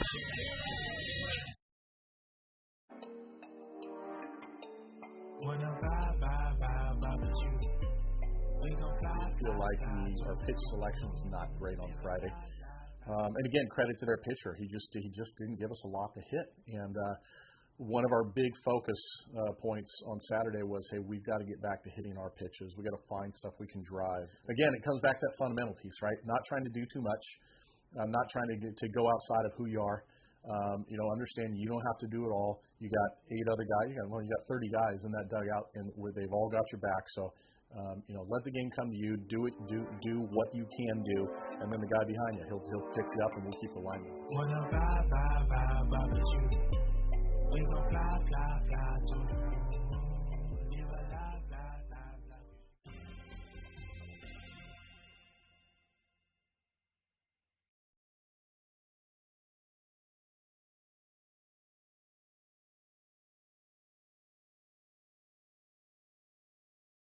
Live a life.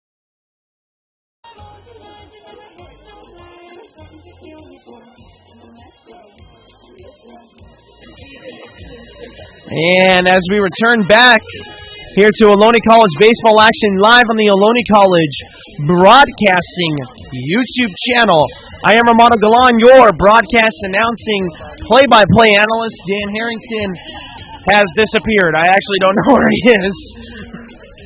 I think he actually just left for a minute to go catch a breath. Due up is going to be Trudeau, Sato, and Boyce. And Trudeau, who is 1 for 2 with the ground out this afternoon in a single, is going to face Ethan Shaver, who is still pitching for the Renegades. Here comes a bunt attempt, and it is outside and low for a ball.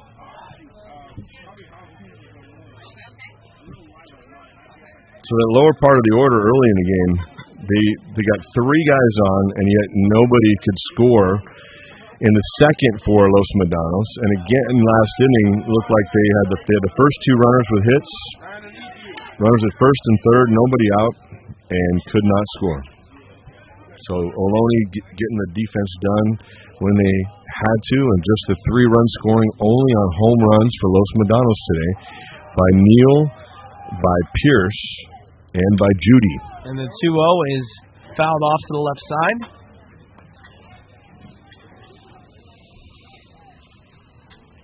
A lot of excitement here, and that was one nifty play by Hardiman to reach out and tag third base with his glove to end the inning with Stone, the fastest runner for either team, hustling over there from his lead at second.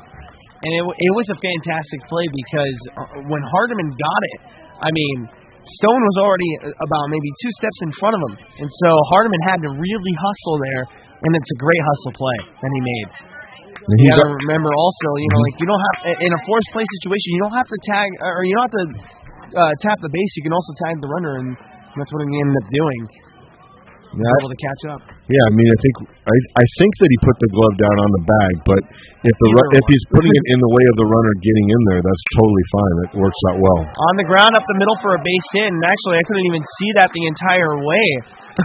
Yeah, Dean Poteet moved out there, the home plate umpire, and maybe blocked your view perfectly of that ball that just hugged the ground all the way out in the center. Which is a rare play, so I would call that a very, very interesting play. A little field hockey breaking out there with that swing from Trudeau. And I see Sean Fichetti is going into the clubhouse, and into the dugout, and the bullpen. And he has a glove. He's not afraid to come back and throw yet again here after his outing yesterday. The Shaver throws a slider well inside for a ball, and the Steinhauer wanted to ask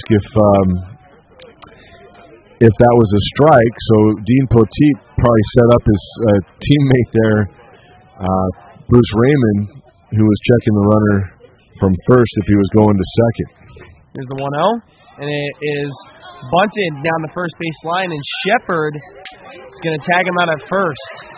Yuto Sato made a good investment of moving backwards away from Shepard, making him have to come over and tag him further or choose to just throw it over to first base or beat him to first base on the run. But he goes for the easier of the three options, but Sato made sure that on the sacrifice, Colton Trudeau would have second base. And time is going to be called here, and Curran is coming out, and that only tells me one thing.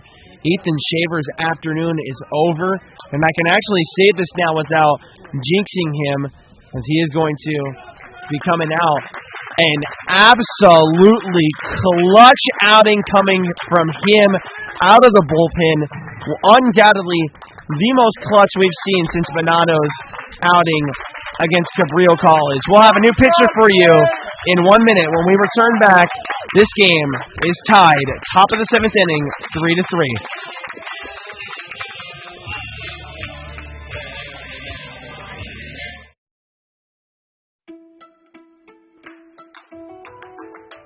Alright guys, listen up. My mama, my dad, our grandpa, my daddy, our dad works at Caltrans. Right on the highway, right next to speeding cars. It's so scary. I worry about her. Some people drive so fast. Bang, bang, bang. Please be careful. At least slow down. And pay attention. Be alert. Be work zone alert.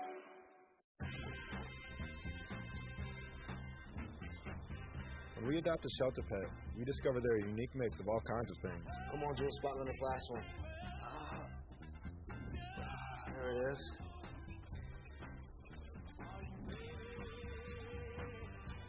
Keep going with it. Leo. They're a little bit of a lot of things, but they're all pure love.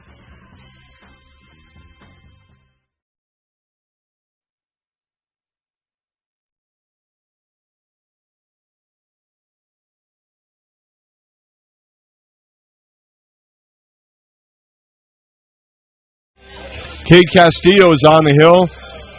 Side armor and submariner. Number 19, the freshman pitcher, has the regular season ERA of 5.13. He has struck out 24 and walked 14. And he had 4 saves on the year to lead the Ohlone Renegades. He's brought in here for a hold situation. And Castillo could theoretically go the whole way.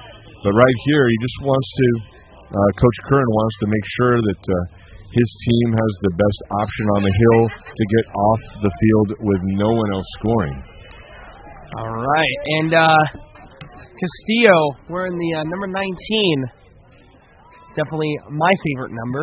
Here's a funny question for everybody in the chat. What's your favorite numbers? Tell us. Tell us so we can play them for the lotto for Wednesday's draw. How's that? How about that?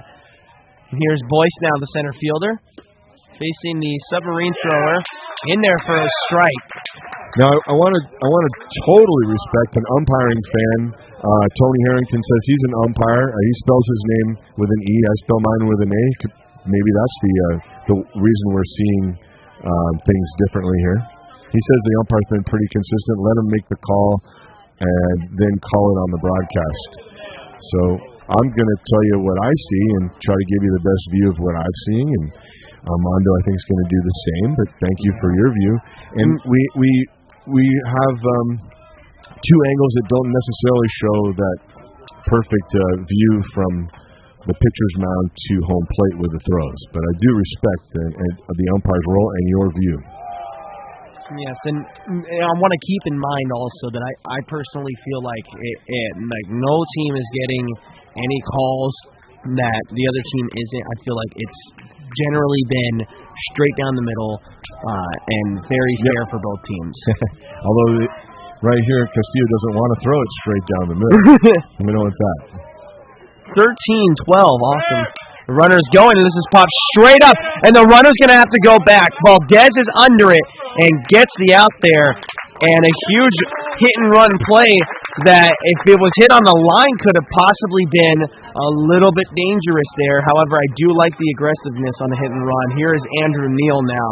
That was a 2-2 count, so it's not like Boyce could hold up and help his runner steal third, because it certainly looked like Trudeau had that bag stolen off the new pitcher Castillo, concentrating on the batter.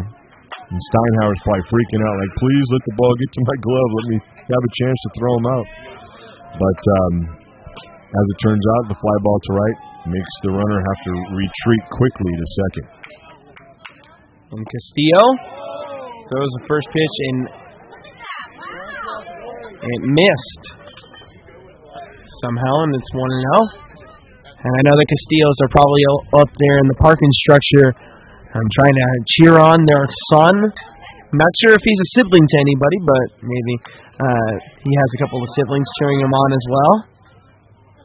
Oh, Castillos, put up one arm for yes for he has siblings. Put up two arms for no. As he gets a swing and a miss there, makes it 1-1. Even for a left-hander, it's a bit of a tough look for the right-hander Castillo. You could practice this, hopefully you do, in the cage somehow with this low, fast throw from maybe a shorter distance, but you just got to look and see where that ball's coming from. The more you see Castillo, the more you get used to it. Right now, difficult. The 1-1 is fouled off. Heads up in that Ohlone dugout. So we had number 13, number 12, number 15. And Corey Likens for the reasoning for number 12. TJ McCormick is number 12 for the Mustangs. We saw him yesterday. Or actually, no, it was game 1 we saw him. And Neal looking to try and stay alive here by any means necessary. 1-2. Here it comes home. Swing and a miss, and Castillo gets a strikeout. A tough look for Neal. And Boyce, the righty, did something with it, putting it on the field, but Neal, a rare strikeout here to end the 7th for his club. And it's going to be Facto, Garcia, and Steinhauer due up. Did you need anything to finish? No, I think you took the words right out of my mouth. All right. I hope you liked them because my breath is fresh. We'll be back in 1 minute.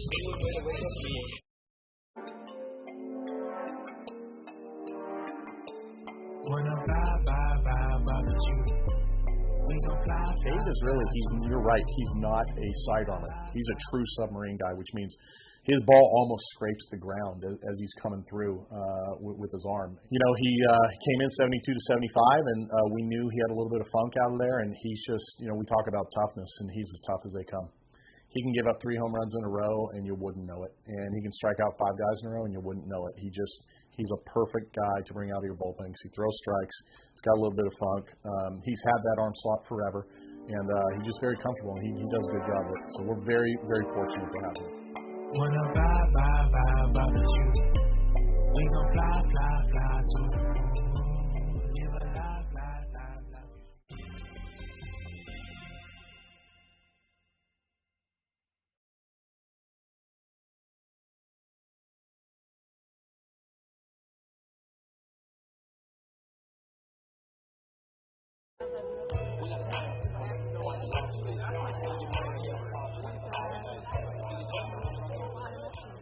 We can come back now, and Dan Harrington here with Armando Galan. Hello. We've got Bano Bala. We've got Mason Stone, Natalie Delgadillo, We've had some amazingly cool cats throughout this series with Luis Rico and Sean Sakay and Charles Bolton doing their work, and Arnie Lolang doing like 2 or 3 different things. As our home plate umpire Dean Poteet says, let's get back to the game. And Gary Koff out there, always ready, GK. Back to you, Armando. And Clay Factel standing in was 1 for 2 today and went 1 for 3 yesterday with the hit by pitch. He was hit by another pitch today in his last outing. Was one of the 3 runs that it was not one of the 3 runs. He was the next base runner after Jaden Shepard hit his 3-run homer in the 5th inning, in the bottom of the 5th inning. The coaching crew, Paul Weedmans, Chaz Meadows, Austin Harrington, Andre White, and Jeff Franks with Anthony Delbora have decided to keep Nelson on the hill. And Facto to the right side. Trudeau has it, throws it to first in time for the out. And Clay was running hard down the line there.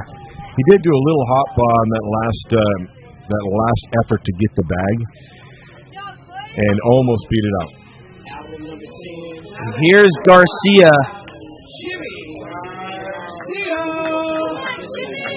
And we got a comment of support for Dan here. Gee whiz, thanks to K-Wit X4. K-Wit X4. And it's on the ground here. And some trouble with it at third base. Garcia's running hard.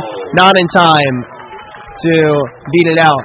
A second ground out here for Garcia. And we're already through 2 outs here in this inning. Here comes Steinhauer, who's grounded out 3 times. Well, with all the wind we've had today, the flag is laying down pretty straight. It's rather limp out there on the line. A little bit of wind now coming through our part of the park. Maybe it'll pick it up a little bit out there. But maybe we're looking now at whoever the first team to get a runner on and move them over and base hit or sacrifice fly him in. It's Kevin Whitaker who sent you the comment. Oh, hey, Kevin Whitaker. How you doing? Yeah, great ball player in his own right, a real great hitting coach. And up there, Contra Costa way and Laney way. The 0-1 in there for a strike.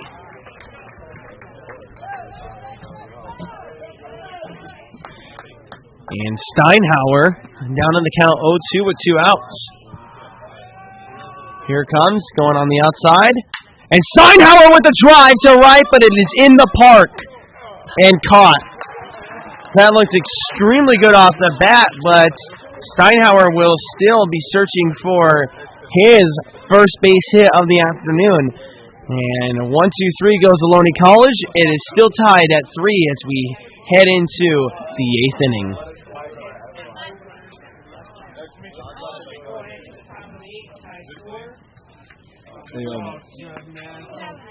Extras.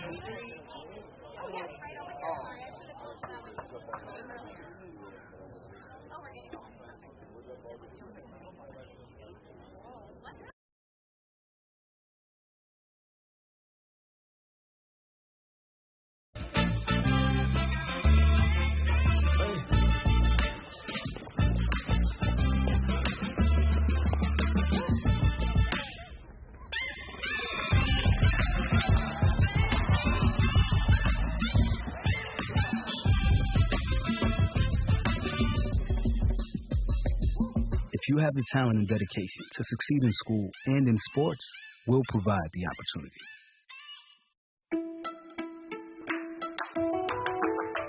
Alright guys, listen up. My mama, my dad, our grandpa, my daddy, our dad works at Caltrans. Right on the highway, right next to speeding cars. It's so scary. I worry about her. Some people drive so fast. Bam, bam, bam. Please be careful. At least slow down. And pay attention. Be alert. Be work zone alert.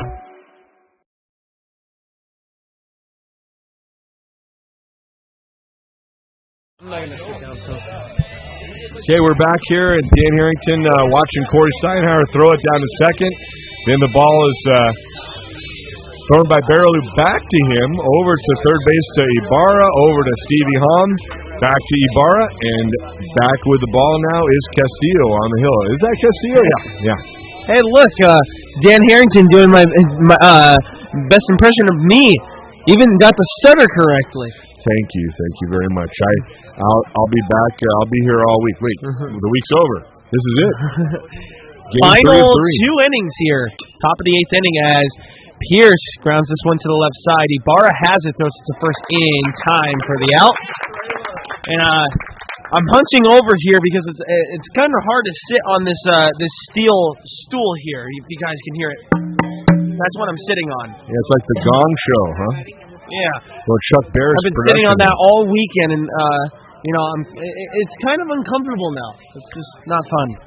Right. I mean, I did bring the cozy cushion that my son Marcus was able to give me, but I didn't bring it today. I felt as though I needed more of a workout, getting that steel seat workout here.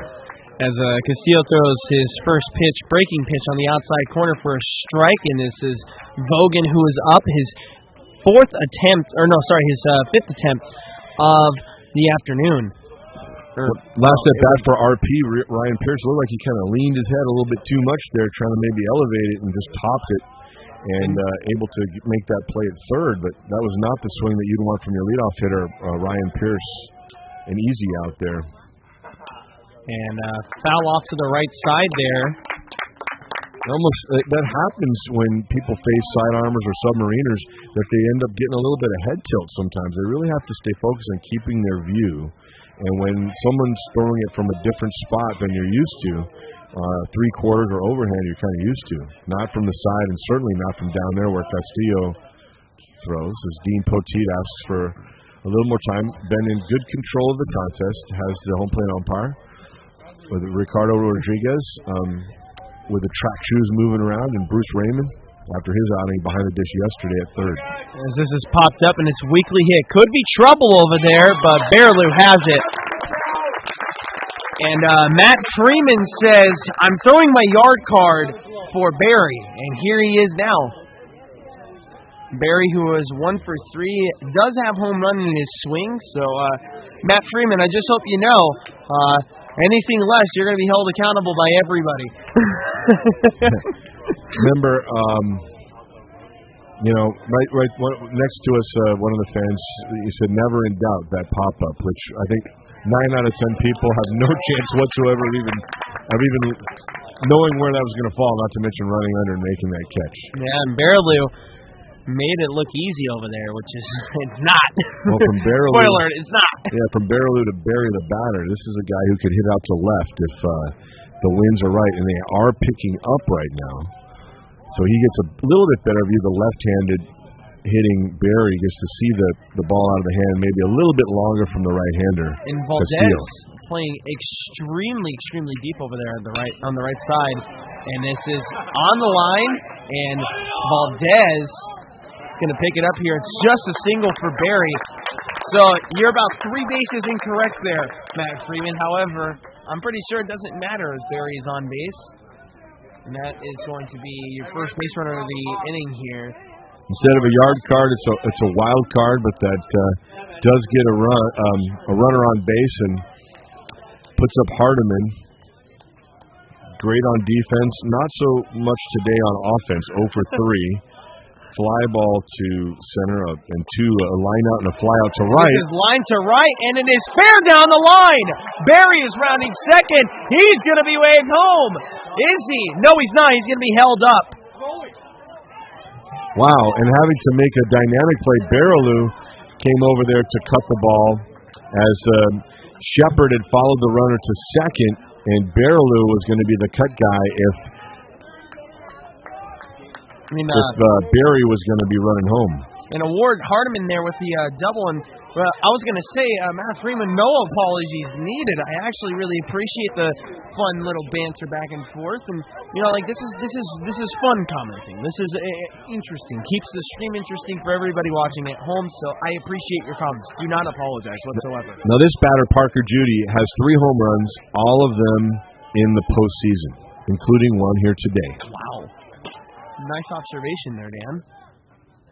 As he takes what looked like a sinker ball there. He also has been hit by pitch a bunch in this series, including 3 times out of 5 trips to the plate yesterday. Otherwise 0 for 2 yesterday.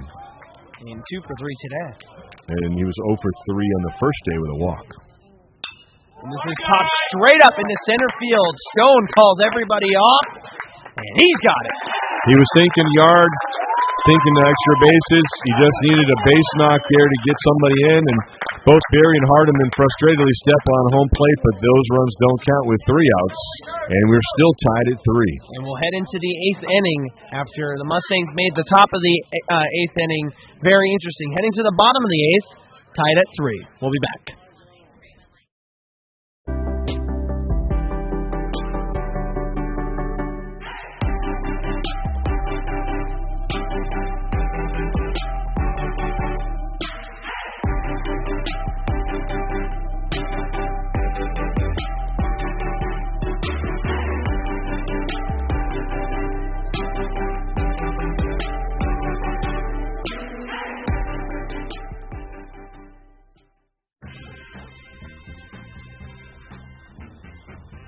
When we adopt a shelter pet, we discover their unique mix of all kinds of things. I'm on drill spot on this last one. There it is.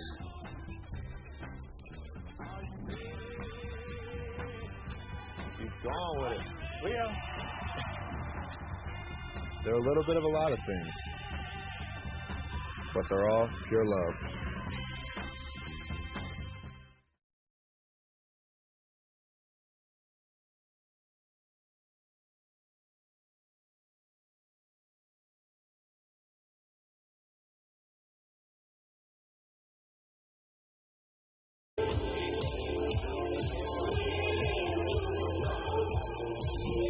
And we return back, and guess what? We got a brand new pitcher over there for the Mustangs, and the new pitcher,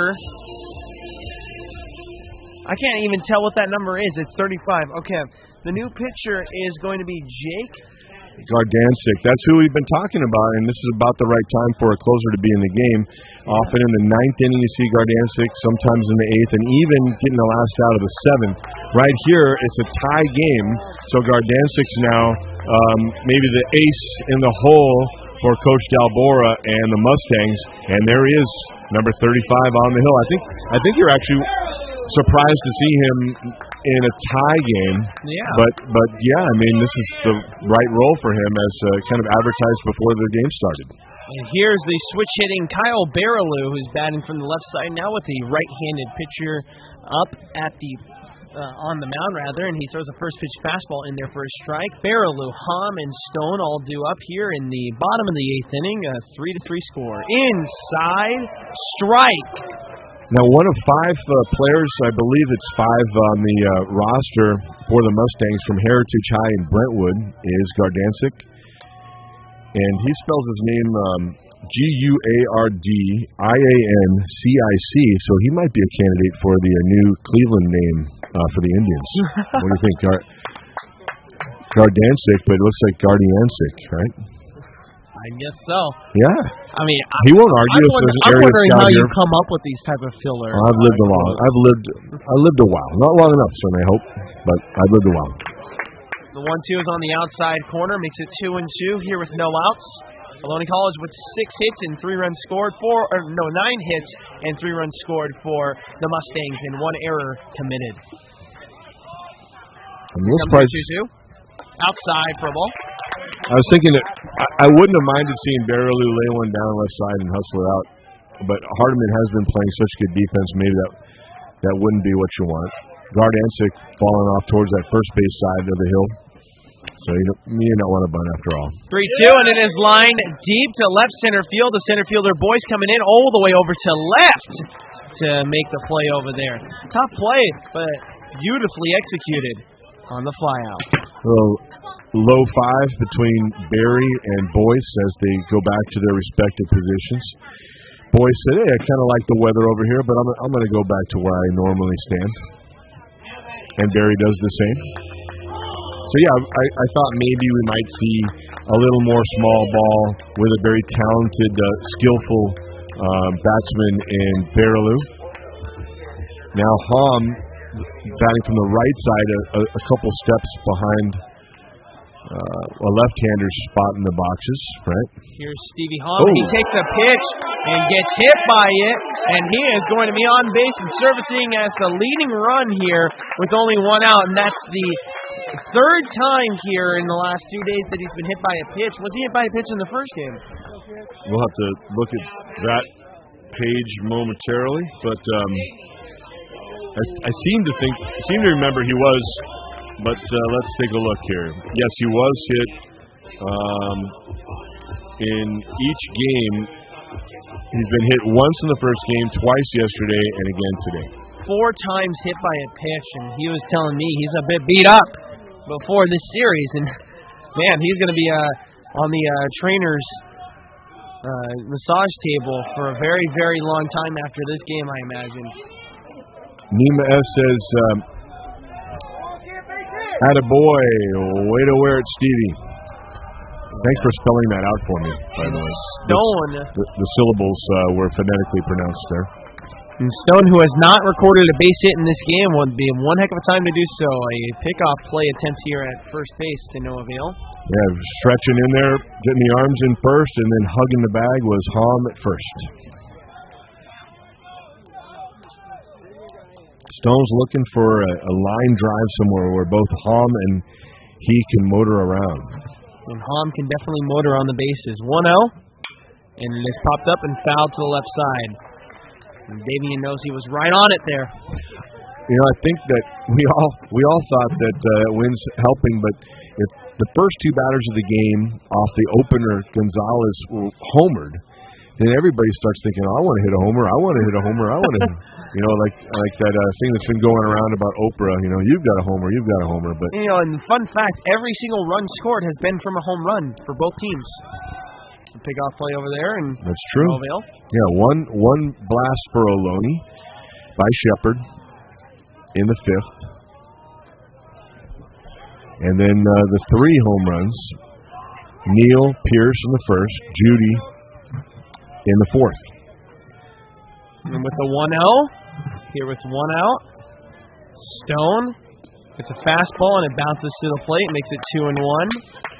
Yuto Sato with the block, ambles out in front of the dish, and Dean Petit gives him a pat on the backside there, saying, nice job, Catch. Thanks for helping me not get an ouch as well as helping your team.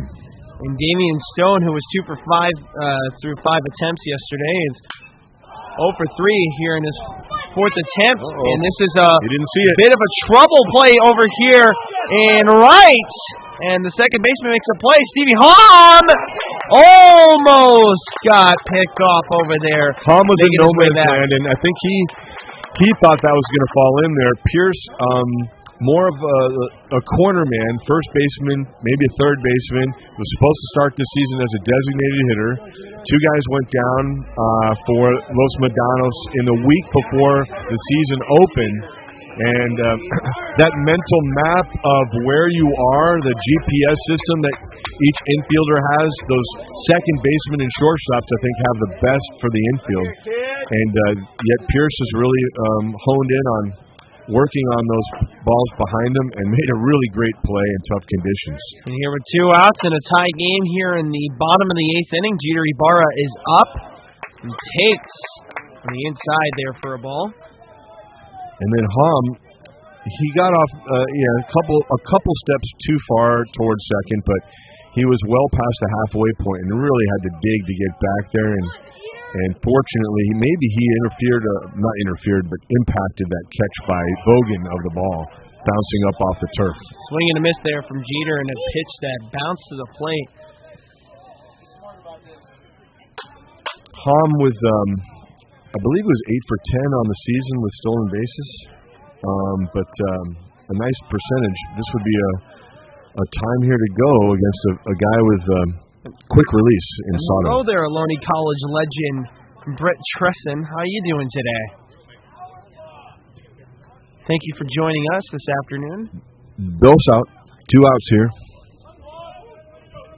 It's a 1-1 count here with Jeter trying to find a gap. He's got one down the right field line. wide open to him. He takes a breaking pitch that's called a strike. Ibarra said, I don't care. I didn't want to hit that one. No problem. Brandon White, that name rings a bell, and I'm not sure why. 1-2 with 2 outs here. Ibarra. Line just one up the middle, base hit. Stevie Hom is going to stay at second, and it's a single for Jeter Ibarra, which extends the inning. And here comes Mike Anthony Valdez. Well, ringing the bell right there was Jeter Ibarra, and that's the line drive off the bat you're looking for. Hitting the ball squarely, the cylindrical bat, a round ball, not easy to do. And we haven't seen too many really barreled up on a line like that. And I want to thank Brett for the positive reassurance there. And Valdez is standing in now with 2 runners on and 2 out here in the bottom of the 8th inning, a tie game at 3. Kicks and deals. Takes inside for a strike. You think about Gardanza clearly getting his work during the week, but then having to be ready for Friday, not throwing, be ready for Saturday, not throwing, here Sunday. Any rust. We'll see right here if he can get out of it with a little WD-40 with 2 on. And Valdez is 1 for 2 with a walk and a strikeout, 2 walks and a strikeout. He gets a piece of this one and it bounces, and the throwback to first is in time there for the out.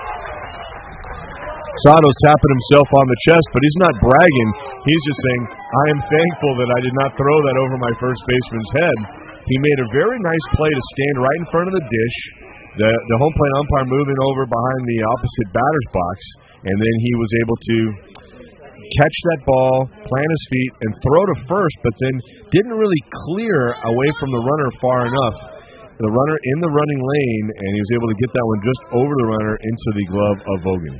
And with the game tied at 3, we're going to head into the 9th inning. We'll be back in 1 minute.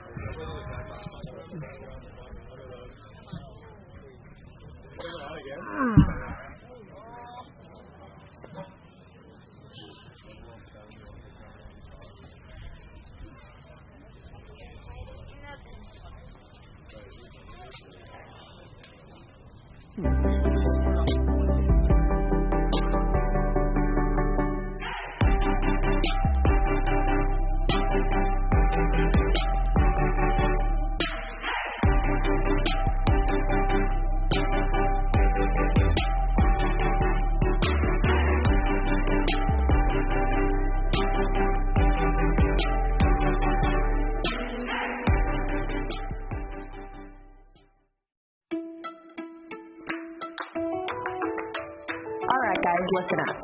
My mama, my dad, Our grandpa, my daddy, our dad works at Caltrans. right on the highway. Right next to speeding cars.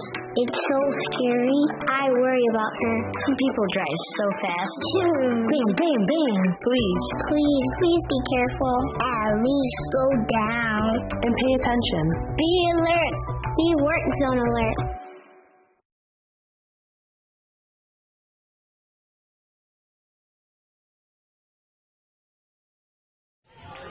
As we return back here, Kate Castillo still on the mound for Ohlone College, and we have Trudeau, Sato, and Boyce all due up.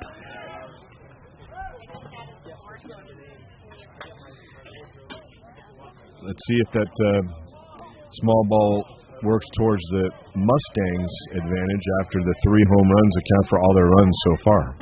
And a bunt attempt here that catches the zone on that pitch, pulls back, and it's called a strike on Trudeau, who is 2 for 3 on this afternoon. And I got to say, if you remove the solo home run hitters, Trudeau has been the most solid player, both defensively and offensively. That'd be a tough competition with Boyce batting out of the 9-hole. And then that play we saw from Pierce in the last half inning at second with his big day of 5 RBI yesterday. Quite a competition for the Mustangs. And this is popped straight up to left. And Stone ranging into left center for the out. Yep, backing him up very well there was Fecteau, but he gave him a lot of sway. Center fielder's going to call all he wants. He calls anybody else off on defense, and right there he did. Shortstop, of course, having the primary calls on the infield of any ball he wants to take. And you always want your third baseman and first baseman to try to take things as much as they can in fair territory from the catcher and the pitcher. Sato on the ground. Nice play by Shepard over there, who gets a 3 on assistant. And Sato is thinking to himself, man, what do I have to do? He's going to go down 0 for 4 on the afternoon.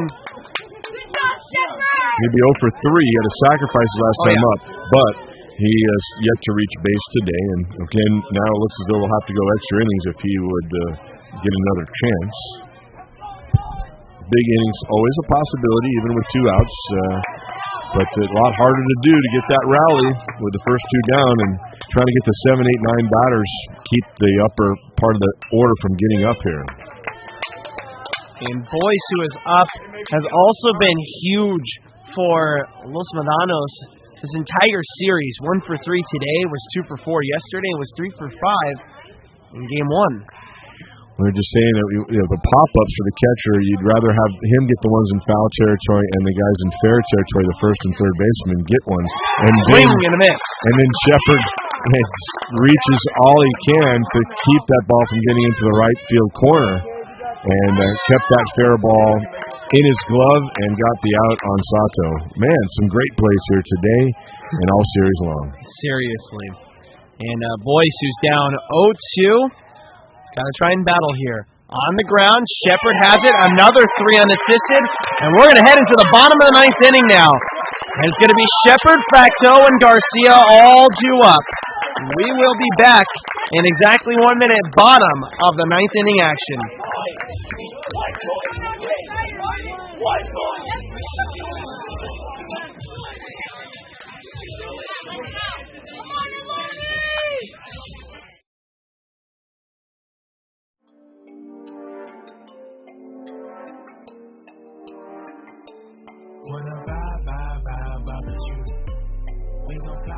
After the game, it was just kind of like, hey, listen, guys, we weren't going to win 200 games in a row.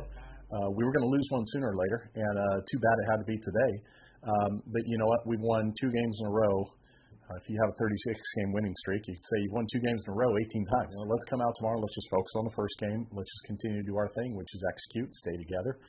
And the guys did a really good job of that. There really was not, I didn't see from the guys and kind of talking to them here and there. There was no panic. There was no, oh my gosh. It was like, all right, hey, it's over. It's done with, and let's get back to work today. Wanna vibe with you. We gon' fly to the moon. Live a life.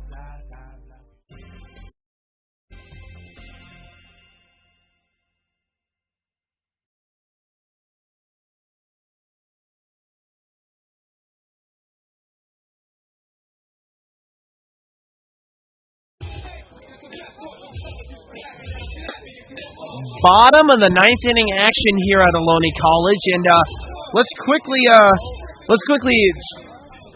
ask the comment section here, who are you riding with? Type down in the comment section OC baby or LMC baby, depending on who you are rooting for. Let's get the chat going. Come on, everybody. Yeah, who you riding with? Okay, I like that. Who you riding with? Danny, JT, Danny says Ohlone, JT the Mustangs. Look at all these guys hopping on here. Thanks so much for throwing your vote down. It could end on one pitch again, man, and Shepard's the kind of guy who could do it. Yeah, Shepard with a 3-run homer, and Ohlone College scoring all of their runs today off that one hit from Jaden Shepard. And I would like to thank you all, whether you are LMC or Ohlone College, joining us this afternoon and interacting with us and keeping the stream fun. I really do appreciate everybody who has joined us. 0-1. Shepard on the outside corner takes, and it's 1-1. Shake it up. Los Medano 29-14. Ohlone 41-4. 2 amazing teams right here. Got kind of quiet there The flag's blowing slightly to left. 1-1, and it is popped up to the right side in foul territory and playable, and there you go. Watch out, Coach DeSilva. You're kind of far out of that first base coach's box and a little too close to that guy catching it maybe there. But I think everybody knew, including the first base umpire, Ricardo Rodriguez, that was a fairly easy play, and obviously Shepard would have rather not swung at that one. 1 out.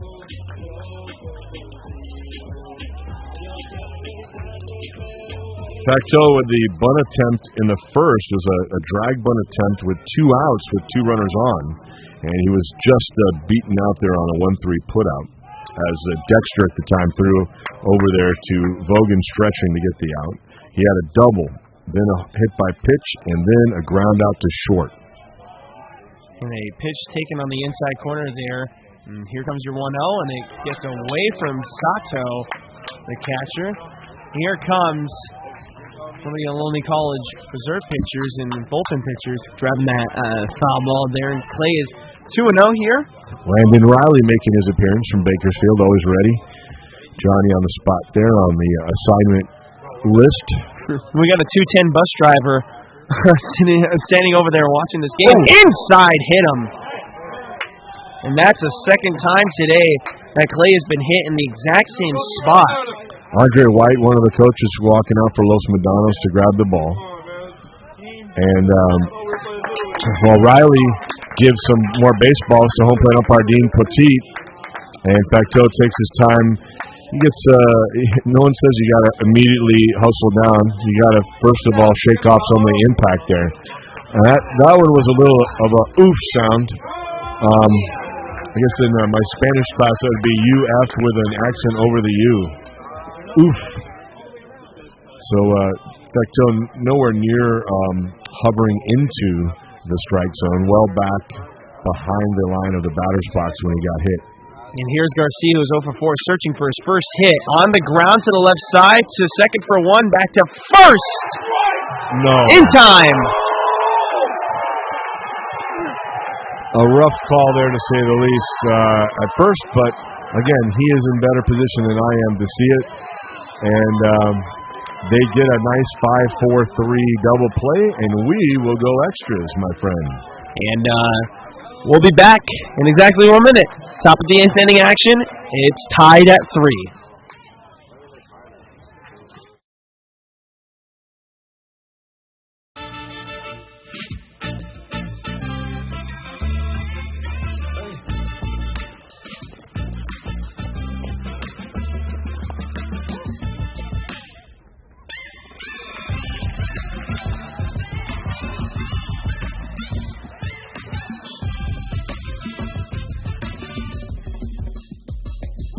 If you have the talent and dedication to succeed in school and in sports, we'll provide the opportunity.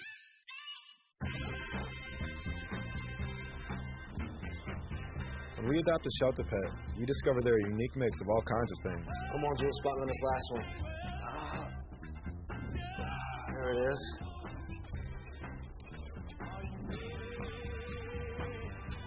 Keep going with it. Leo. They're a little bit of a lot of things, but they're all pure love.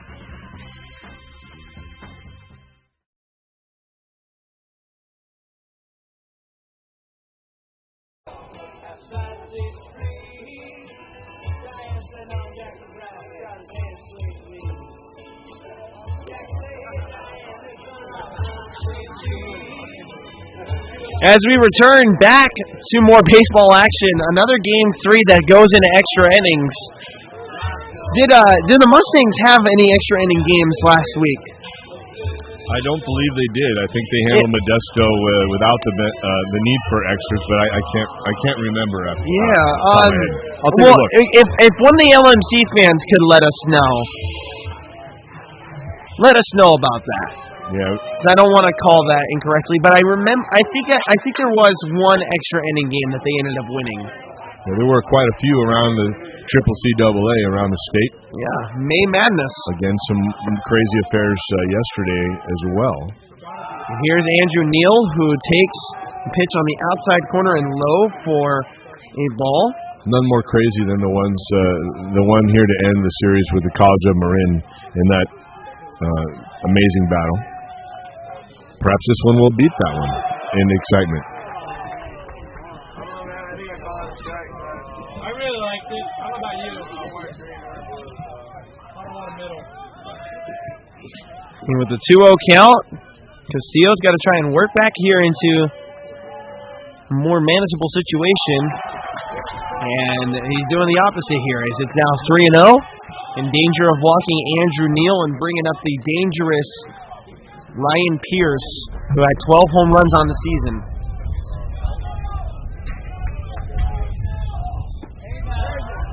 That pitch is in there for a strike.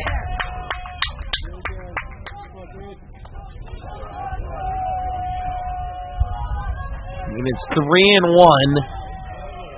And Castillo's got to try and work his hardest here. The 2-1 swing and a miss on the outside corner makes it 3-2.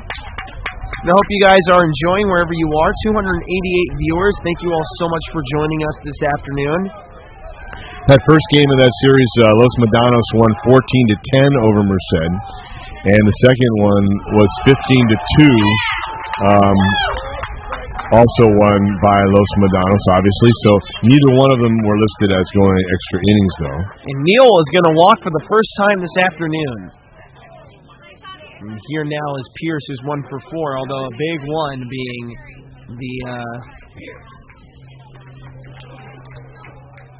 the home run in the first inning. 3-3. The Los Medanos Mustangs have left on 6, and Ohlone Renegades have left on 12. Outside for a ball, and Pierce.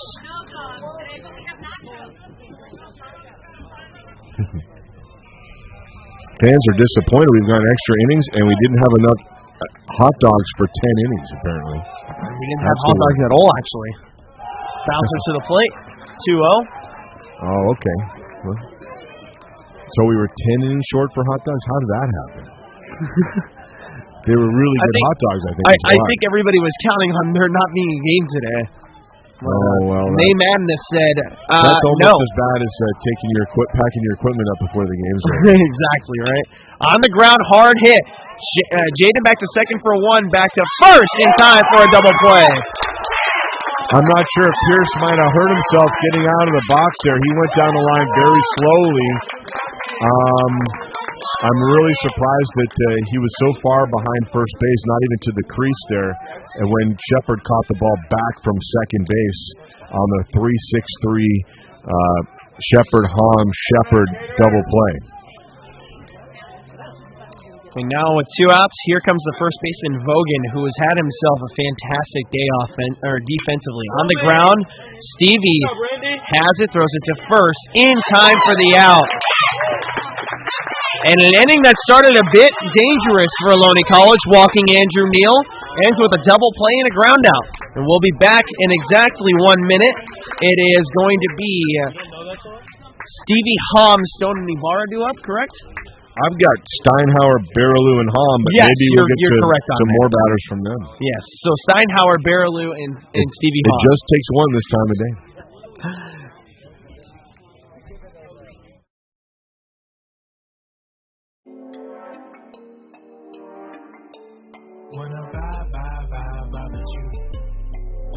They got a little bit. We played them twice early in the year, and they got a little bit more velocity with their arms. They got some guys who can run up there anywhere from 89 to 92. We're going to hunt outs as defenders. We're going to hunt 15 or less innings as pitchers. We're going to hunt jobs and fastballs as hitters, and we're going to come out. We're going to play hard, play fast, play loose, play reactionary, and just play baseball. And you just can't start looking at all the stuff. Out on the periphery. You can't do that. Once you do that, you kind of lose focus of right here. And so we want to keep our guys focused, and I think they understand that. And I think getting last week behind us it's going to be a big help for us.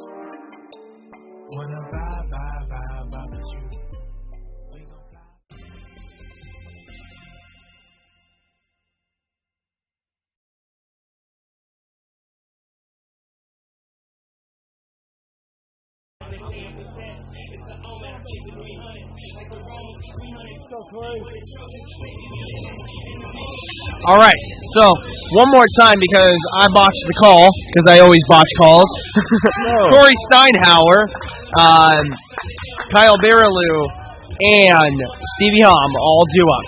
And Gardancic, I believe it was 5 pitches last inning is all that he used in the pop-up for Shepard. The hit batter on a second pitch as well by Facto, and then the immediate 5-4-3 double play. So both of the last 2 frames have ended in double plays, and Steinhauer hoping that he can be that guy who scores the winning run for Ohlone.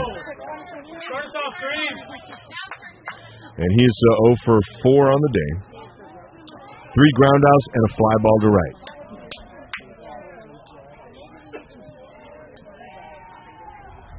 With a 1-0 on the outside corner, and it is called a ball.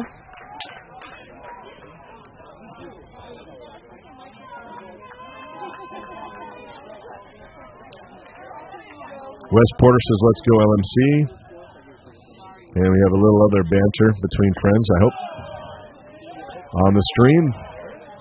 And it is going to be called a strike there on that 2-0. Yep. Gardancic seems to be settled in with a quick inning last inning and the trouble he got into in his initial inning.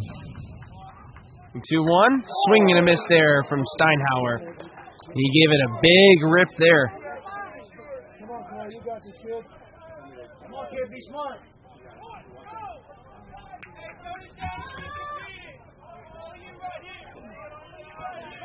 Jake Gardancic looks into the signs from Yuto Sato, gives a second set, and he's ready.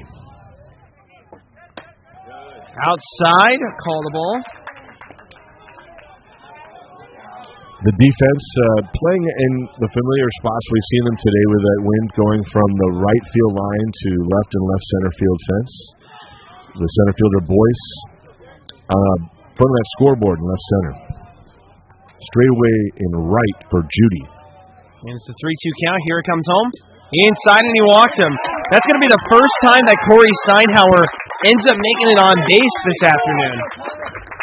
And he's been doing the job behind the dish, including another caught stealing. And the lefty hitter with Garcia already in the lineup as a designated hitter. I don't believe we'll see a pinch runner for Steinhauer. Now Hardiman kind of looks down at the ground and sneaks in to the infield grass, and now about 5 steps in from the edge of the clay. Popped up, it's going to hit our canopy. No, it's going to come back off the very top of the netting. Yuto Sato showing off the locks.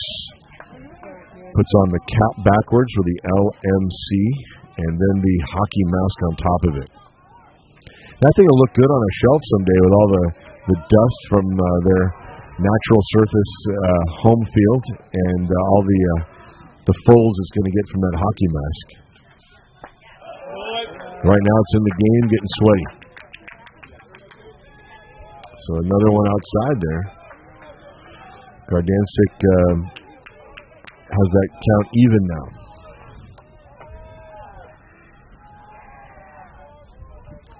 And now with the 1-1, here it comes. Bouncer to the plate. So the question is, we knew we had a pretty good read on it, and a little bit of help from the coaches just letting us know who they would count on if the series went 3. We had the order of pitchers we thought: Dexter, Nelson, and now Gardancic. Who would be after Gardancic? The only reason he might not go further would be too many spoiled pitches here, and again, this is a strike zone. And the 2-1 is bounced to the plate. Baraloo now has himself in an ultimate count, 3-1. Right center field's looking awful good right here.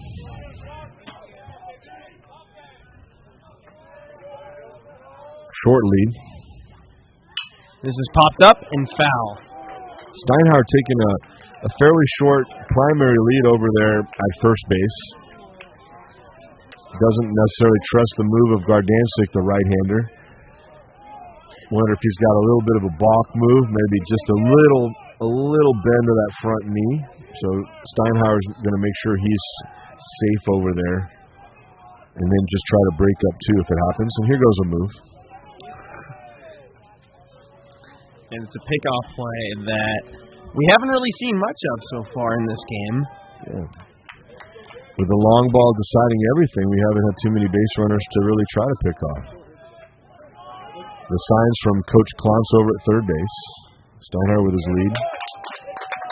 And Barrelou's going to walk.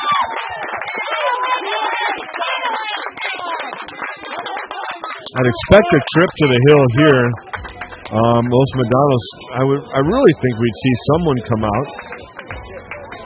And Meadows and Harrington and head coach Dalbora are talking about it.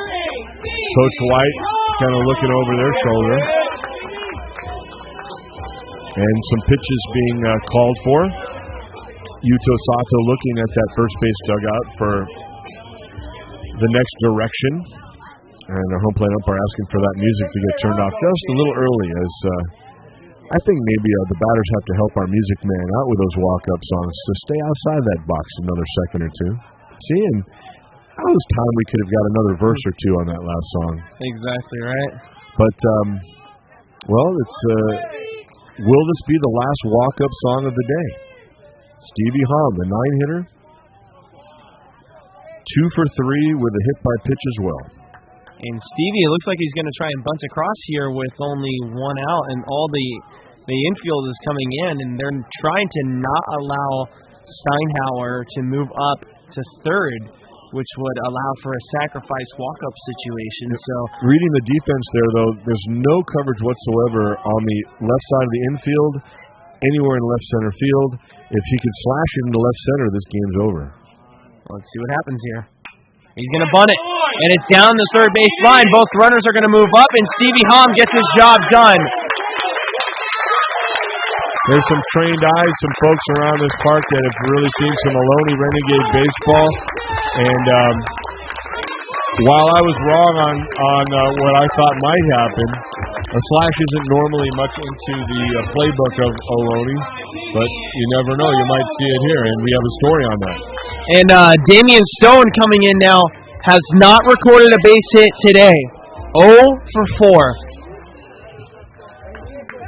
So Stevie Hom gets his job done. Another sacrifice to add to his litany of selfless baseball in 2022. And let's see what happens here. Here's your 0-0. It's on the ground, and that's going to end the game! Stevie Hom walks it up once again! Stevie Hom gets the job done as he moves the runners up. Damian Stone with the walk-off, his second of the postseason, and that's the game! Ohlone College is Super Regional champions and win with class! That's just the 9th hit on the day to the 11th for Los Medanos. A real tough one there as that ball was hit so hard it made a crater on the left side of the dirt hill. And the diving attempt there by the shortstop, Trudeau, he was basically in the right spot to maybe knock that one down. I don't think he would have had a play anywhere. That would have been the end of the game. But with that ball bounding into center field, this made it all that much more dramatic. Hom does his job with the sacrifice of Steinhauer to third, Barrelou to second, and Barrelou didn't really matter, just was kind of had a great place to watch the end of this contest as the only run needed was Steinhauer coming in on the base hit, the sharp line drive off the mound by Damian Stone. And again, as I want to have the camera switch back over real quick to the camera 3 shot.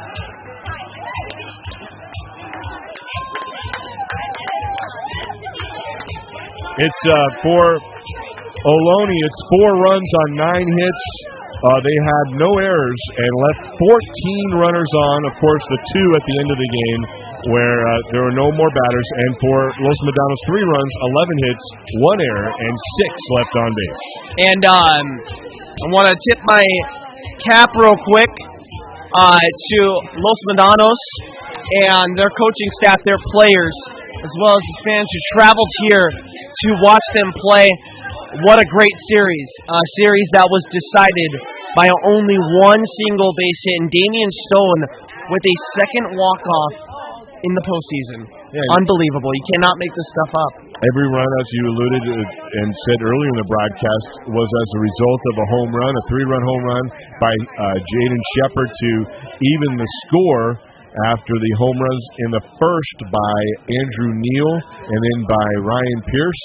And in the fourth inning, it was Parker Judy with his blast as well, his third of the postseason. And the postseason ends for Los Medanos. Their final record for the season, amazingly, for LMC is 29-15. And it was a fantastic season for the Los Medanos Mustangs, and who should not be disappointed by their efforts this afternoon and this whole entire weekend. I need to correct that to 29-16, but still amazing.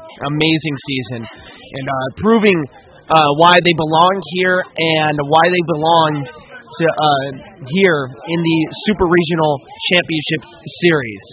And from now, let's talk about next week. There was a rumor, apparently, and there was a word from the coaching staff to the players that I overheard that apparently next weekend the next series doesn't happen.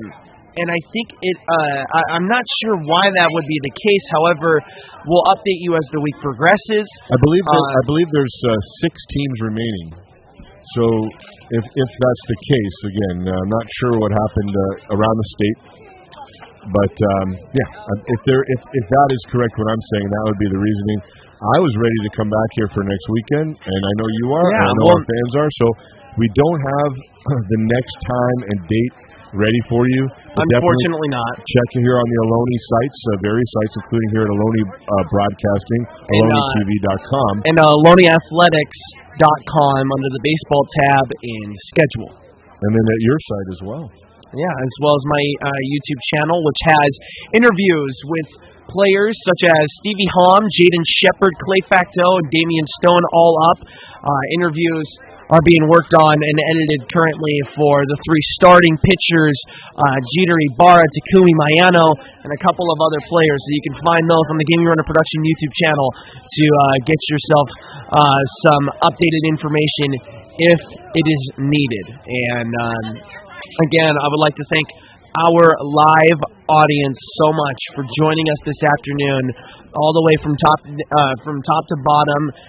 No matter your affiliation, if you were LMC, if you were Ohlone College, or just a team scouting one of these 2 teams for a potential meeting in the playoffs, we want to thank you for joining us this afternoon. That was a pretty short game. 3 hours and 10 minutes. I call it short as it's gone into extra innings. A bit ironic, but a 4-3 win for Ohlone, and they continue this amazing run in this season of 42-4 on the year. Man, my heart can't take very much more of these close games. Sure it can. May Madness. We talk about March Madness with college basketball. May Madness is starting to really form today. An unbelievable game, of course. And let's go through our production staff, as well as our camera operator over here on the right side, Mason Stone, waving to some of the players. You got the rest of the names, so I'm going to stop pretending like I No, it's okay. You just were distracted by the great Mason Stone and the sway of his right arm. Natalie Delgadillo over there to our left, Bonabola. Great job, Bana. Very much appreciate the great switching, except for that one, the national anthem, but it's okay. No, and Gary Kauf, Arnie Lolang. I want to thank also Sean Sakay and Luis Rico, and let you know that the winning pitcher today, Cade Castillo, and the getting the loss, Jake Gardancic. No save, obviously. The walk-off and the game time of 3 hours and 10 minutes. Here in Fremont. And we would like, again, for one final time, thank every single one of you. Please like, comment, and subscribe. We will have information for you throughout the week as to what's going to happen next. Ohlone College is your Super Regional 2022 champions. Thank you, everybody. Goodbye.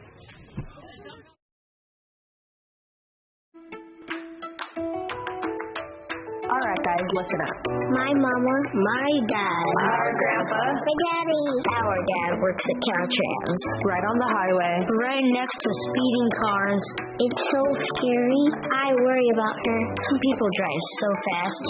Bam, bam, bam. Please Please be careful. At least slow down. and pay attention. Be alert. Be work zone alert.